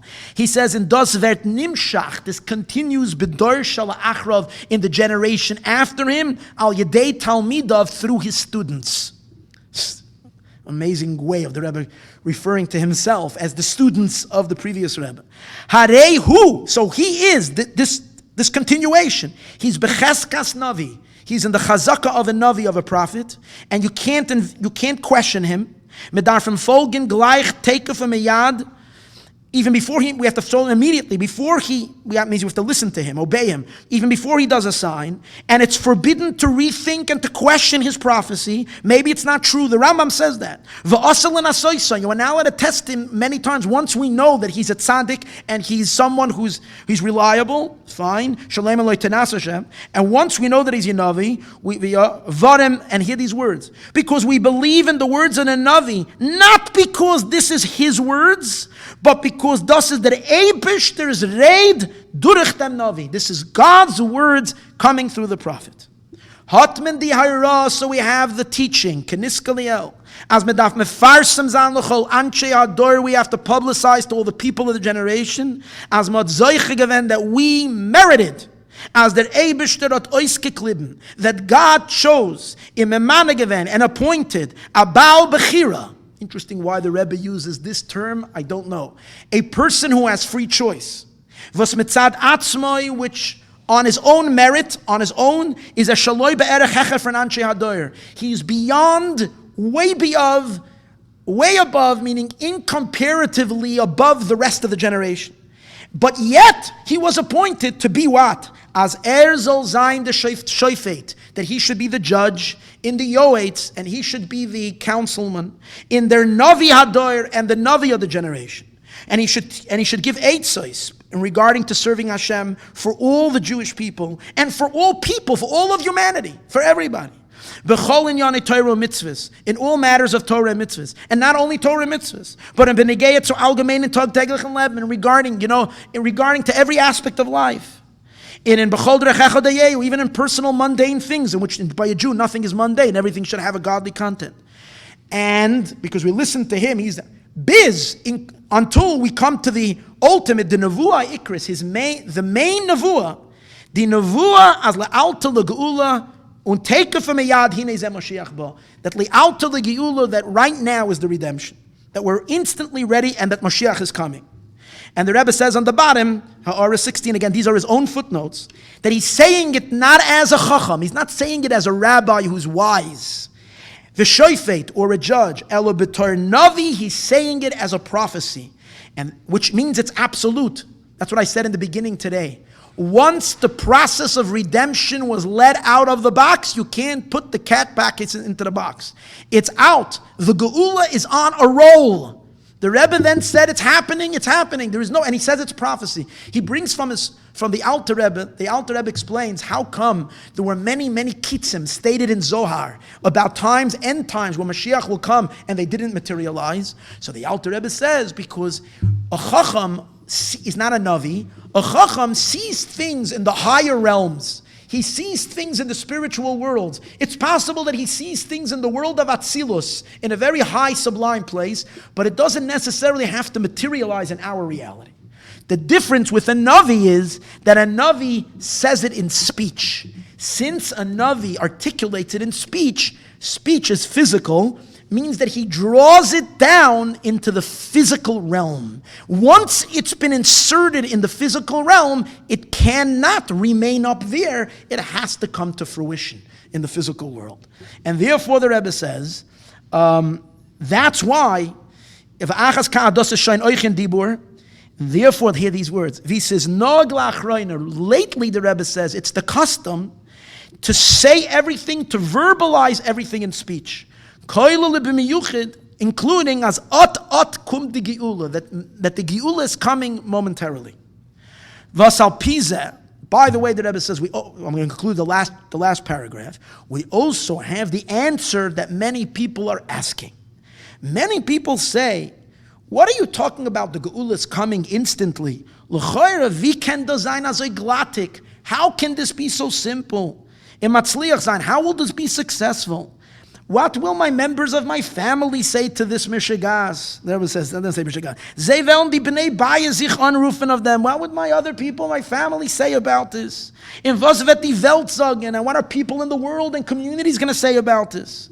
Is there answer? The answer is, if the Inyani Geula would still be a chidush, a novelty, right? But the Rebbe says, people can ask that question. The Baltaber as the Geula is nicht kein Chiddush. The Geula is not a Chiddush. Nor as Kol in Yana ya Geula, all the aspects of Geula haben sich schon angehäuben. They started already. In Zenen schon nimshach v'neskabel geworden in Olam Azagan. They were already received in this world because we've already verbalized them. That nicht sein Appelle when the Geula kommt take over me. So therefore it can happen, and it will happen. It's already drawn down here. That is that talk that the Rebbe gave about prophecy. The last 20 minutes, I would like to spend on what I believe is the most unknown and perhaps least appreciated element of amazing element of where we stand today, of something the Rebbe said. People don't necessarily appreciate it. Maybe it's something you have to look at the nuances and like, whoa. And so I'm going to do that literally in the last 20 minutes here. So bear with me. There is a midrash in Yalkut Shimoni. And the medrash says, Amar Rabbi Yitzchak. Please listen to the medrash very carefully. The medrash says, Amar Rabbi Yitzchak Shana Shemelech HaMashiach Niglaboy, the year that Mashiach reveals himself. Kol Umay Sa'olam Izgarem Zeh Bazeh. The nations in the world are antagonizing each other. The king of Persia antagonizes the king of Arabia. Then the king of Arabia goes to Aram. Aram is, we'll see what Aram is in a minute. And he goes to take counsel with him. And all the nations in the world get terrified and scared. And they fall on their faces. And they gripped with pangs, with like labor pangs, labor pains. The Yisroel, Misrashim, the Nevalim, and Jews get terrified, and they say, where should we come? Where should we go? And the Eibishter says to the Jewish people, Banai, my children, al tisro, don't be afraid.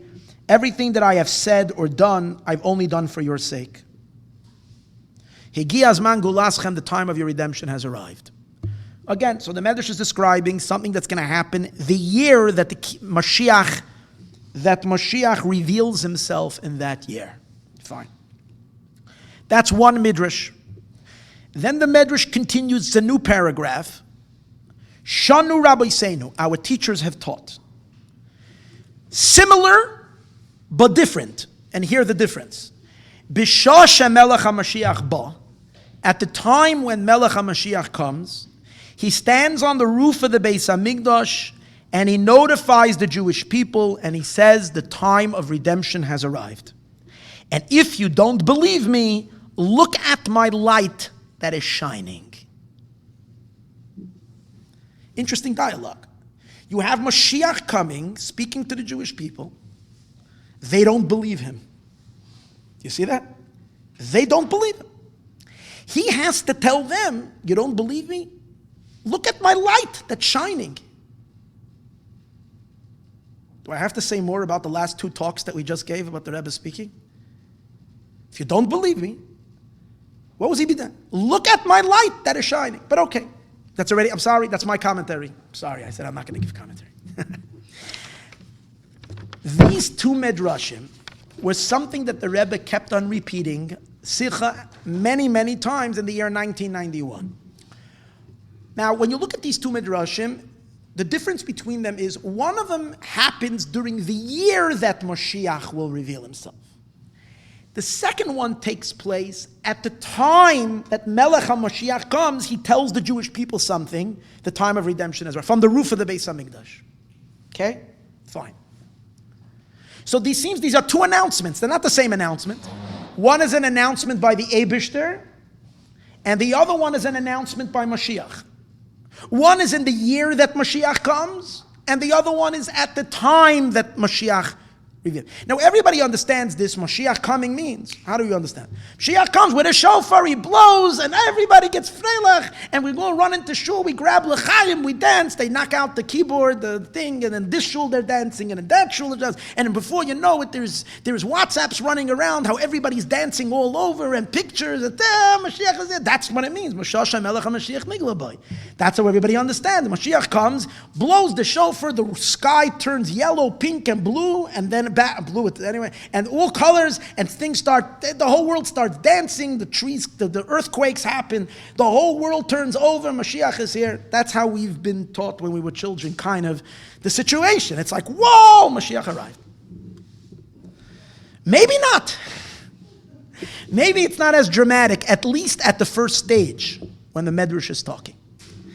So during the war, during the Persian Gulf War, which again started to formulate in the summer of 1989. So in Parshas Re'eh, the Rebbe quotes this Medrash. And the Rebbe says, Ubefrat, we should be zeicha to it, it's the end of El, the Rebbe says, Befrat, what? This is in Tav Shin Nun, Parshas Re'eh, Mevorchen, Shabbos Mevorchem Elul. Okay, the Rebbe says, but hear closely to the words, and I want you to follow a certain progression with me. I think something happened that we're not paying attention to. And because someone might argue to me, really, what's the point of me reviewing all of this today? What's the point? It's intense stuff. Not everybody can perceive this and understand this. It seems to be like, why? What's the point? I think by the time I'm done with this last point, I see why you realize why this is crucial, why this is a must. And this is, I would say, in a sense, almost criminal that this information has not been taught. And Baruch Hashem, we can still fix it and teach it. I'm not saying it wasn't taught, but very taught in very, very limited, in a limited way. So let's see what it is that I am, Basically what I am talking about is the process of Bisuras HaGeula. The way the Geula was notified the way the Geula was notified to the Jewish people. From these Medrashim, it seems like that Moshiach Tzidkenu is not only the one who redeems the Jewish people, but that Moshiach Tzidkenu is also the one who tells the Jewish people and relates to them the news of the redemption. The Medrash is saying that Moshiach is also the forebearer of the news that Mashiach is coming. So the Medrash says, so the Rebbe says like this. In Parshas Re'eh, he says, "Befrat es shenim mekuyim gevaren desimanim in Chazal." It has already been fulfilled what Chazal say in Soif Zman HaGolus and Zman HaGeula. The Siman in Yalkut Shemoini, which was publicized lately, and he goes and he brings this. Remember, during that summer, the Gulf War started to happen. So the Rebbe is then referring to that the king of Persia, which the Rebbe says in one of the Sichos includes Iraq area, which is called Paras, started up with the king of Arabia, which is what? Kuwait, and eventually intimidating Saudi Arabia. Saudi Arabia went and came to America for help. George Bush, the first, went and got a big coalition to fight him, and the Jews in Israel got very terrified, and God tells the Jewish people, don't be afraid. So the Rebbe says that was already fulfilled. We have nothing to fear, the Rebbe says. And because we have already Hashem's promise. And then the Rebbe quotes the second Medrash, that Shanu Rabbeinu b'Shasha Melech HaMashiach Ba, you'll stand. And then hear these words. The Rebbe says, Kain tia lanu, so should be to us. Mahat melechatchila nicht was zu schrecken sich. We have nothing to be afraid of, the Rebbe says. Vare mahat shoin di avtacha, we have already the promise. Al tiro, don't be afraid, because Higiyas Mangulas the time came in from God. We have that promise. That we have already. You hear? The promise from Hashem that happens the year that Mashiach is revealed, that promise we have already. The Rebbe says, King Tialanu, so should be to us in the future, as Mashiach Tzidkenu zal bepoyel kumen shoin in shoin stein. We hope that we should get to the second half of the Medrash, or the second Medrash, that Mashiach should come, and that he should be machriz, he should notify and announce, as Mashiach Hashem gekumen, that Mashiach came already. So again, the first, Hashem's promise we have already, the future promise about the future we don't have yet, we should merit that should happen. That's the first time in the beginning, during the summer, as we're getting, okay. The same thing repeats itself in Shabbos Bereshis, same Lashon, that there the Rebbe doesn't say it should happen, he just doesn't. Okay, now I'm going to leap a few, 2-3 months later, Parshas Chaya Sarah. Okay, so this is in the summer, this is already after Rosh Hashanah and after Yom Kippur. We're already in, I would say, November time, October, November, probably November of 1990. Okay? So here it says, no. Yeah. So it says like this. Umamshich. He brings the Medrash.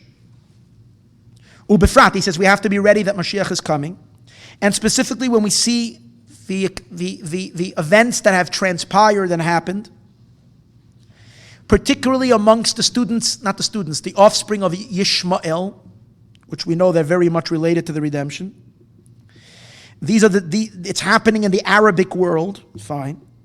And he brings what God says, don't be afraid. Umamshich, and he continues, and he says, Shemelech HaMashiach oimed al gag Beis HaMikdash, that Melech HaMashiach stands on the roof of the Beis HaMikdash, and he tells the Jewish people, don't be afraid. And hear these lines, and the Rebbe edited this. Kefi shehechrizu, like it was announced, umachrizim, and is being currently announced, b'miyuchad la'achroina, specifically recently. So the Rebbe is talking about two announcements, like was announced and is currently continuously to being announced. Referring to what? Referring to both announcements.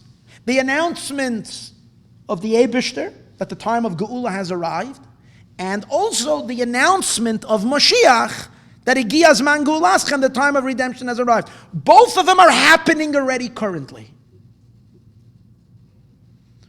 So what is he saying? Mashiach is announcing.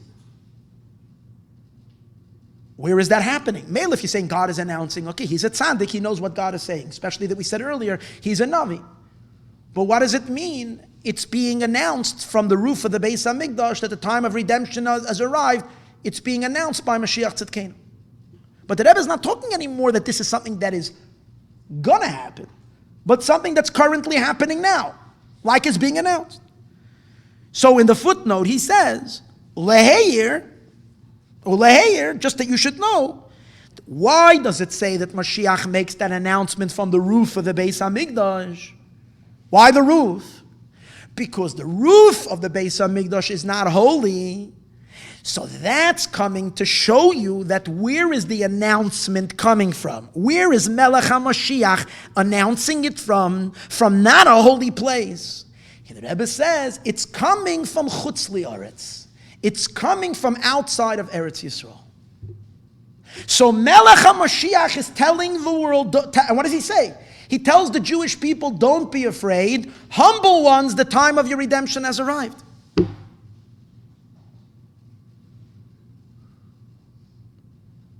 Look up during that time where this announcement was coming from. Check if it was coming from Muncie. Check if it was coming from Lakewood. Check if it was coming from Williamsburg. Check if it was coming from Borough Park. Check if it was coming from Kensington. Check if it was coming from the 5 towns. Check if it was coming from Baltimore. Check if it was coming from London. Check if it was, where was it coming from? Who was telling the Jewish people, don't be afraid, Higia Zman Gulaschem? Kefi shem machrizin v'hichrizu, and what kind of, fine. You think I'm jumping?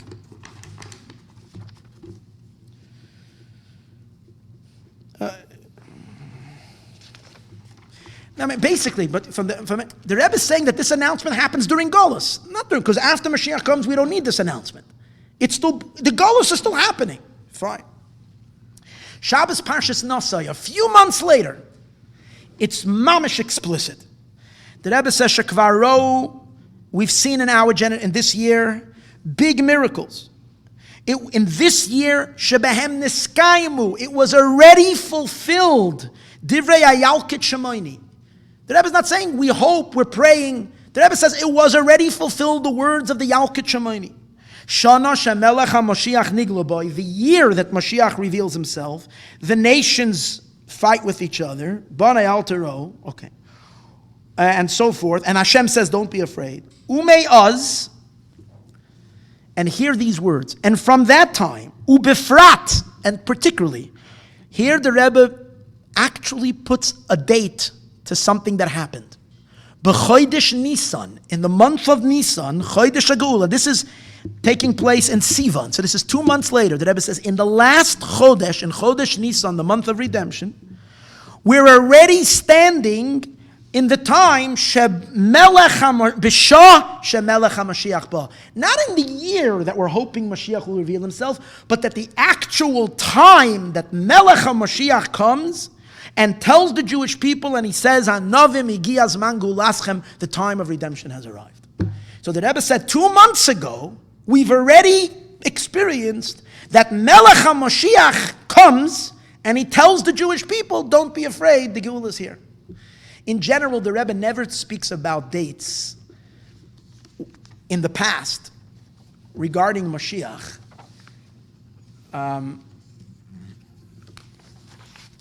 The Rebbe always speaks about it currently, that today's Shabbos is a special day. Mashiach, it has all the energy, it has all the schus, it has all the power. The Rebbe should go point on him and say that happened 2 months ago or something like that is very unusual, by the way. In any case. In Parshas Balak, the Rebbe again continues with this. He says, a kvaro b'poil, we saw the neflois that testify that this is the year that Melech HaMashiach Nigloboy, that Mashiach reveals himself. Not only that, it's the hour that Melech HaMashiach ba, that the King Mashiach comes. Va'ad, and here the Rebbe introduces a third medrash. La'achraza shehine zeh hamelech haMashiach ba. Behold, this is Mashiach. What is he referring to? Medrash and Shir Hashirim says that that on the pasuk koil doidi hine zeh ba. Behold, the voice of my beloved is coming to tell the right. So my beloved is coming, right? So it says in Medrash, who is the beloved that's coming? So the Medrash says that first it says it's Moshe Rabbeinu. And the Medrash says, Moshe Rabbeinu came to tell the Jewish people in Egypt, they're going out of Egypt, they didn't believe him. There was a dialogue. The Jews said, we didn't suffer enough. That's Jewish thinking, always. What do you mean? We're going out of exile? Well, come on, we didn't suffer enough yet. The same it says, and then the Medrash says, Omer Reb Huna b'Shem Reb Elazar Yaakov Kol Doidi Zeba Zemelech HaMashiach, this King Mashiach. When he comes to tell the Jewish people that you're going to be redeemed in this month, they will give him all kinds of answers. Eich anu negolim, how are we redeemed? Hashem swore already that he's going to keep us, he's going to enslave us to all the 70 nations. We didn't finish going around to all the 70. And you know what the amazing thing? Mashiach answers them. Mashiach answers them. He says, don't worry, we'll take care of it. I'll send one of you to this place, one of you to this place, and one of you to that place. And since one of you will be in all these places, it's as if you were enslaved to all the, I'm sorry, I jumped that one a little bit. It doesn't say that I will send. It says, Echad mikem goyla leBarvavia. One of you will go to Barbavia. One of you will go to Samarta, and it will be considered as if everybody went. By the way, an interesting answer, just to think about. V'lo, and then it says another thing. This kingdom that we're in now is the sum total of all the kingdoms, and everybody gives tax to this country. So when we're here, it's as if we're being enslaved by everybody. Okay, that's the answer. So the Rebbe is referring to this in this medrash that Mashiach come. That's kol doidi hine zeh. Whenever it says zeh, means you can point with your finger. This was the period of time based on the Rebbe. Basically, no one can say it was anybody else. Based on the Rebbe instigating all of this.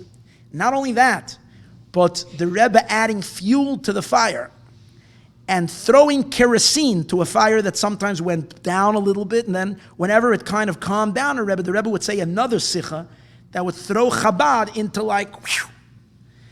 So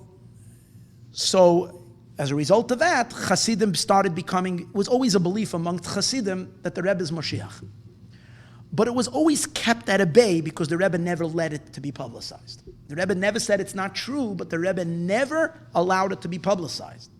It was always that it's not the time, it stops the spreading of Chassidus. That last year, and after all these talks, Chassidim were getting kind of, especially the bolder ones, were getting a little more bold and felt that it should be activated. And at that point, one Chassid got up by the Fabrengen in front of the Rebbe, and he announced, and he said the phrase, Yechi Adonenu, Moireinu v'Rabbeinu Melech HaMashiach li'olam v'ad to the Rebbe. And the Rebbe then, it said that now, the Rebbe said as introduction, there will be an announcement, and the announcement should be heard in all worlds, in B'chol Seder Ishtalshalos, and in all orders of existence. And this Chassid stood up, and he gave that thing again. So at that time, there started to be much more pointing of Chassidim, Hine Zeh, this is him. Melech HaMashiach, that he is the Melech HaMashiach, which the Medrash. So what I want to say is as follows. The very same Medrash on the next line says, I just mentioned to a Medrash, they'll point with the finger. The Medrash says, Mashiach is compared to a deer. Matzvi Zeh, just like this deer, appears, and then he hides, and then he appears again. When you're watching a deer, you ever go out to Yosemite or to a Sequoia or whatever, any places like that, and you see any place that's a little more remote. I mean, you don't have to go so far to see a deer, but you see. So you see them in the bushes, you grab your camera out, and a moment later, they're not there. And then they disappear, and then suddenly, there they is. Same, they're there, they're not there, they're there again. So that's how the Geula comes. Mashiach appears, he's there for the Jewish people, he disappears, and he appears again. And the Medrash says, the same was with Moshe Rabbeinu. Rab Tanchem Goyal Rishon, he reveals it. And then it says, Kach Goyal Achron, the later Redeemer, he reveals himself, he hides, and then he reveals himself. How long is he hidden? So the Medrash says 45 days. The Rashi in Daniel uses the same number, 45, on the pasuk where it says, Ashrei Amachaka, how fortunate are those who don't give up and they wait it out even though it's going to be hard. The Medrash says that those who believe in him are going to eat like bitter herbs. It's going to be such a hard thing to make it through during this time of concealment. So Rashi of the pasuk says, fortunate are those who believe and don't give up on their faith. So Rashi says, what is it referring to? The difficult time to believe, those that will believe? Rashi says that's the period when Mashiach will be hidden after he is revealed to the Jewish people. When he will be hidden after he is revealed. And Rashi gives a number, it's also 45, but it's not days. I am sure we don't have to wait chas v'shalom, all that period of time. Why am I speaking of all of this today? For a simple reason. If you were to tell me that Moshe Rabbeinu came to Mitzrayim and told the Jewish people that the redemption is about to come, and then Moshe Rabbeinu went away like it happened, you'd say that's not important. Let's just go back and just be busy. Whatever we were doing, it doesn't matter. Who cares? Whenever it's going to be, it's going to. Who it's going to be? Let's make it who it's going to be. Whoever it's going to be. What? Was it important for the Jewish people to know who it is and what it is whence he came and he already revealed himself and gave B'suras HaGeula? Are you insane that it's not important? That is insanity. The Goyel came, revealed himself, and then it's not important? Of course it's important.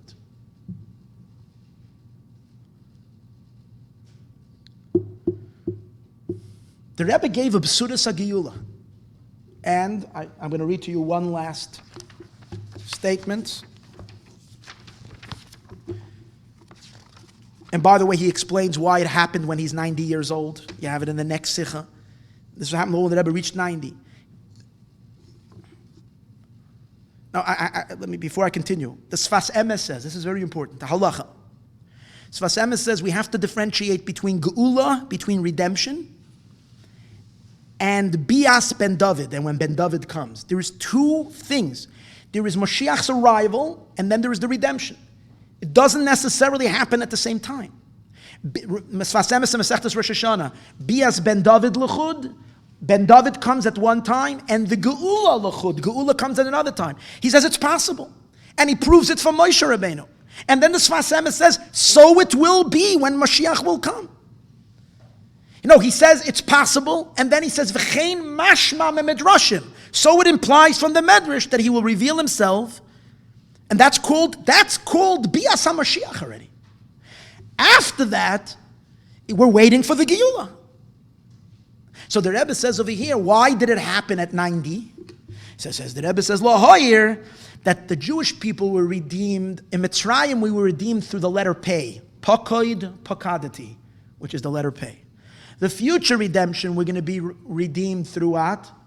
Through the letter Tzadik, Tzemach Tzomachti, which the Rebbe himself says is Gematria Menachem Mendel. Tzemach Tzomachti. The name of the Tzemach Tzedek, which the Rebbe says is the name of Mashiach. But the Rebbe writes it, is the name. You're asking me if the Rebbe said that he's Mashiach. The Rebbe stopped short of saying it in the most explicit form. Anything less than the most explicit form of saying, I am the Messiah that came to redeem you, he said. Why he couldn't say it that way? Because if he would say that, then the Geula would mamish be here already, and he had no permission for that. That's what I think. What phrase? Oh, so he says Tzemach Tzomachti? No, everything. I'm saying everything that he's saying. Oh, so he says Tzemach Tzomachti. So therefore he says Leheir Shaba'os Pei Negalu Aviseinu Mitzrayim. And in the letter Tzaddik, this is when the Eibishter is going to come. And he says, well then, and that's why Moshe was Ben Pei, Moshe was 80. And the Rebbe at this point, when he, that Chodesh Nisan, that the Rebbe says in the month of Nisan, it was the time when we arrived already, Shana Shemelech HaMashiach, and that we can point with our finger and say, Hine Zeba, this is him. So the Rebbe says, when does that happen? When was that? Lehei, Moshe Rabbeinu was 80. This Geula, the Rebbe says, is when will happen, is associated when Mashiach, it's going to be through Tzaddik. He doesn't conclude those words, and therefore he is 90 when he says it. But that's what he's saying. Then, if it's not enough, I'm just going to conclude. Parshas Vayera, Tavshinun Beis. The Rebbe says like this, this is enough. More than what was said earlier. That every Jew has a little spark of Mashiach inside of him. There is also there is the existence of a human being, Mashiach, not a concept, a physical human being who's Mashiach. As it is known, in every generation, someone is born from the descendants of Yehuda that is worthy to be Mashiach. Someone who is worthy to be the Redeemer. When the time arrives, Hashem will reveal himself to him, and he will send him. And the Rebbe says, if there wouldn't be things getting in the way, then he would have came already. But the Rebbe says, that's in the previous generations. There was always someone ready that could have come if not for problems. But based on the notification of my father-in-law, the previous Rebbe, that in our generation, we finished already all the avodah. So now already, all the menias v'ikuvim, all the obstacles are gone already, because there's nothing to stop it. V'kivan shekain, and since, hear these words, this is an edited sicha, again printed in the Allgemeiner Journal. It says that what v'kivan shekain yeshnoi. Now we have loy rak hamatzias de Mashiach, not only the existence of Mashiach, elegam ha'hizgalus de Mashiach. We have already Mashiach revealed. V'achshav tzrichim rak lekabel pnei Mashiach tzedkeinu. Now we just need to go receive him, greet him, but he's already revealed. B'poyel mamish. Who's he talking about? Well, in the next Sikha, Chaya Sarah, the Rebbe is sitting and talking to the Kinnis HaShluchim. The Rebbe is speaking to all the Shluchim, Chabad Shluchim, gathered them all in 770. The Rebbe says, their fun is verstandig, and I'm concluding with this is my last one. As we bald the Shluchim finished already the beginning of their Shlichus, and they're holding already a long time after the middle of their Shlichus. And they completed already the shlichus. Afal pikan is the gula mitzvah and nishke kumen. Mashiach still didn't come. We have to say that there's one thing that's missing. And thus is, what is this? Al pia yedua, it is known that in every generation someone is born, that he's Zera Yehuda, that he's worthy to be Mashiach. The echad aro mitzit kasai, that he's going to be the goel. And when the time comes, Hashem will reveal it to him. And hear these. But now, after my father-in-law had notified, now he says about his father-in-law, who is he? He is the only shliach in our generation, and he's the only, here's a very interesting lashon, he is the only Mashiach, meaning don't think anybody else. He is the only Mashiach in the generation. And again, the Rebbe said that our generation is the last generation and the first generation, so it's not possible to be any other generation. So he basically said very clearly it's not possible anybody else. Is verstandig as mahaypt sich an mekuyim werden. It started already to be fulfilled. Der shlach no biyat tishlach. What the Rebbe is really saying, I think, is that it says that Moshe Rabbeinu said to God, God said Moshe to send the Jewish people out of Egypt. Moshe said to Hashem, don't send me, send Mashiach. Shlach no biyat tishlach. The Rebbe says, now that shlichus began. That means that the command from Hashem to Mashiach has already happened, that he has been sent already to take the Jewish people out of Golus. The Shlichus. In their fun movement is understood. The only thing left that needs to be now, so what can the Shluchim do? The Shluchim need to help. What's the help they need to help? is zu mekabel sein Pnei Mashiach tzidkenu b'poil mamish, to receive Mashiach. Bichdei, in order that he should be able to do his shlichus. We're all shluchim together. So when we do our shlichus, we will enable Mashiach to do his shlichus. Sein shlichus b'poil arois nemen alle Yidden fingolos. Now you'll say, if this is all good, so when Mashiach is here, we can all sing and dance. Let me quote to you one. I'm sorry, I said it's going to be the last one. This is a tiny one. A tiny one, please. Believe me. For Oid v'gamze ikr, the Rebbe says, there's another sikha that's awesome, but I'm not going to do that. But I think it's very interesting. The Rebbe says, based on all of this, becomes even the greater question. How can it be after all of this that we're still in exile? How is it possible that after all the simanim on the Geula, after everything that happened, he's talking about the nuclear treaty and all this, of taking v'nimtzaim anu b'yayim, we're still holding it b'chutz li'aretz. Okay, how can it be v'oid v'ikr? I hear these words. It's like the Rebbe says, "Sha'adayin loy niskabla ha'hayda."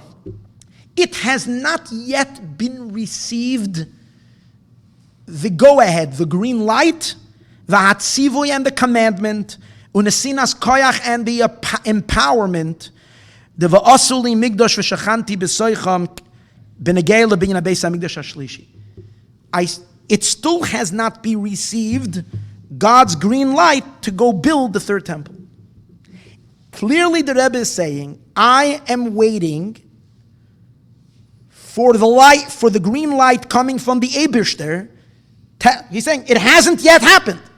So this hasn't happened yet, because if it would have happened, we would have had already a Beis HaMikdash. In other words, the full Geula was not given yet the green light, but the Shlichus to redeem the Jewish people was already given.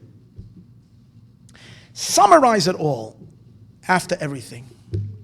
We're not talking about some hippie leader with a group of people doing voodoo.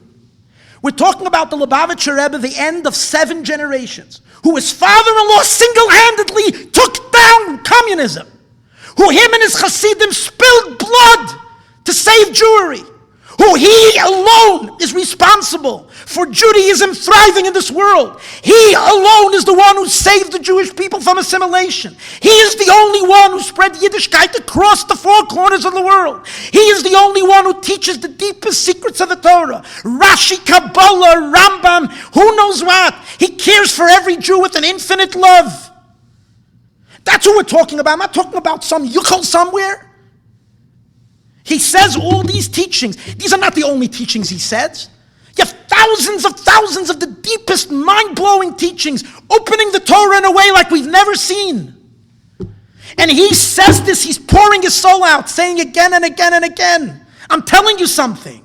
And I mean it. And I'm not kidding. But the Medrash says the Jews don't believe him. The Medrash says the Jews don't believe him. He's going to do his job anyways. And from all that we learn, we see that there is a revelation, there is a concealment, and there is a revelation. This notion that this information needs to remain private and under the table, and no one should know about it because it's not good for Chabad or it's not good for PR, is baloney. And it needs to stop. It's insane. Why? Because we're dealing with something that's touching upon the ultimate and final, most important thing that needs to happen.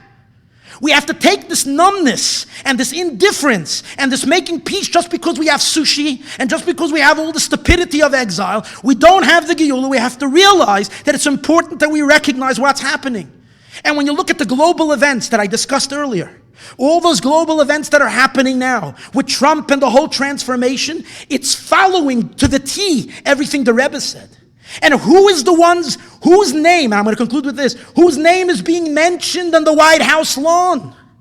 Who are they speak? Who did Rabbi Goldstein speak about? The Lubavitcher Rebbe. In the UN, who did he speak about? The Lubavitcher Rebbe. In whose name is he speaking to all the leaders of the world? You have to keep the 7 Noahide laws in the name of the Lubavitcher Rebbe. Not any Rosh Hashiva, not any rabbi, not Mizrahi, not modern Orthodox, not Chassidic, not this one with a Bekisha and that one with a Shtra. I'm not not coming to disparage anybody. No one else's name is being thundering through. Everybody knows about the Lubavitcher Rebbe. The king of Morocco has his picture. The king the prime minister.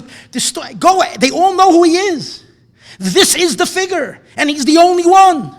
And he's the only one who is making Yiddishkeit happen today. It's Lubavitch, even though it's like 25 years later. And I agree, there's a problem. Gimel Tammuz is a problem. It's a concealment. So what? It's predicted that there's been a concealment. We have the ability to get back. Now, I'm not saying go stand and scream like a meshugana on the rooftops and say this. What I'm saying is we need to know that this is information we need to teach. I wouldn't think that this is a beginner's class. This is something that once people are familiar with the Rebbe already, once they understand his teachings, once they're recognizing the concepts, the ideas behind it, then this too needs to be a part of the information. And this needs to be communicated. And it's criminal if not. It's holding back a nevuah, which we have no right to withhold. It's something that needs to be revealed, needs to be taught, and needs to be shared. May Hashem help that we should get the courage, because it's going to happen either way. It's going to happen. But it would be so much more beautiful if we knew that we were participants and we were involved in helping, revealing, and making it, that we can say that we were a chelik. It's a new project because we didn't have this for 2,000 years. More, we didn't have it since the last redemption. It's a new thing, so we don't know how to eat it. We don't know what we're supposed to do. And that's why the Rebbe was kind of coaxing us. But ultimately, the last few steps is up to all of us. May Hashem help that we should finish the job or let it already be revealed tonight, or today, or before night, and we don't have to wait any longer because it's ridiculous already. So l'chaim everyone. Mashiach now.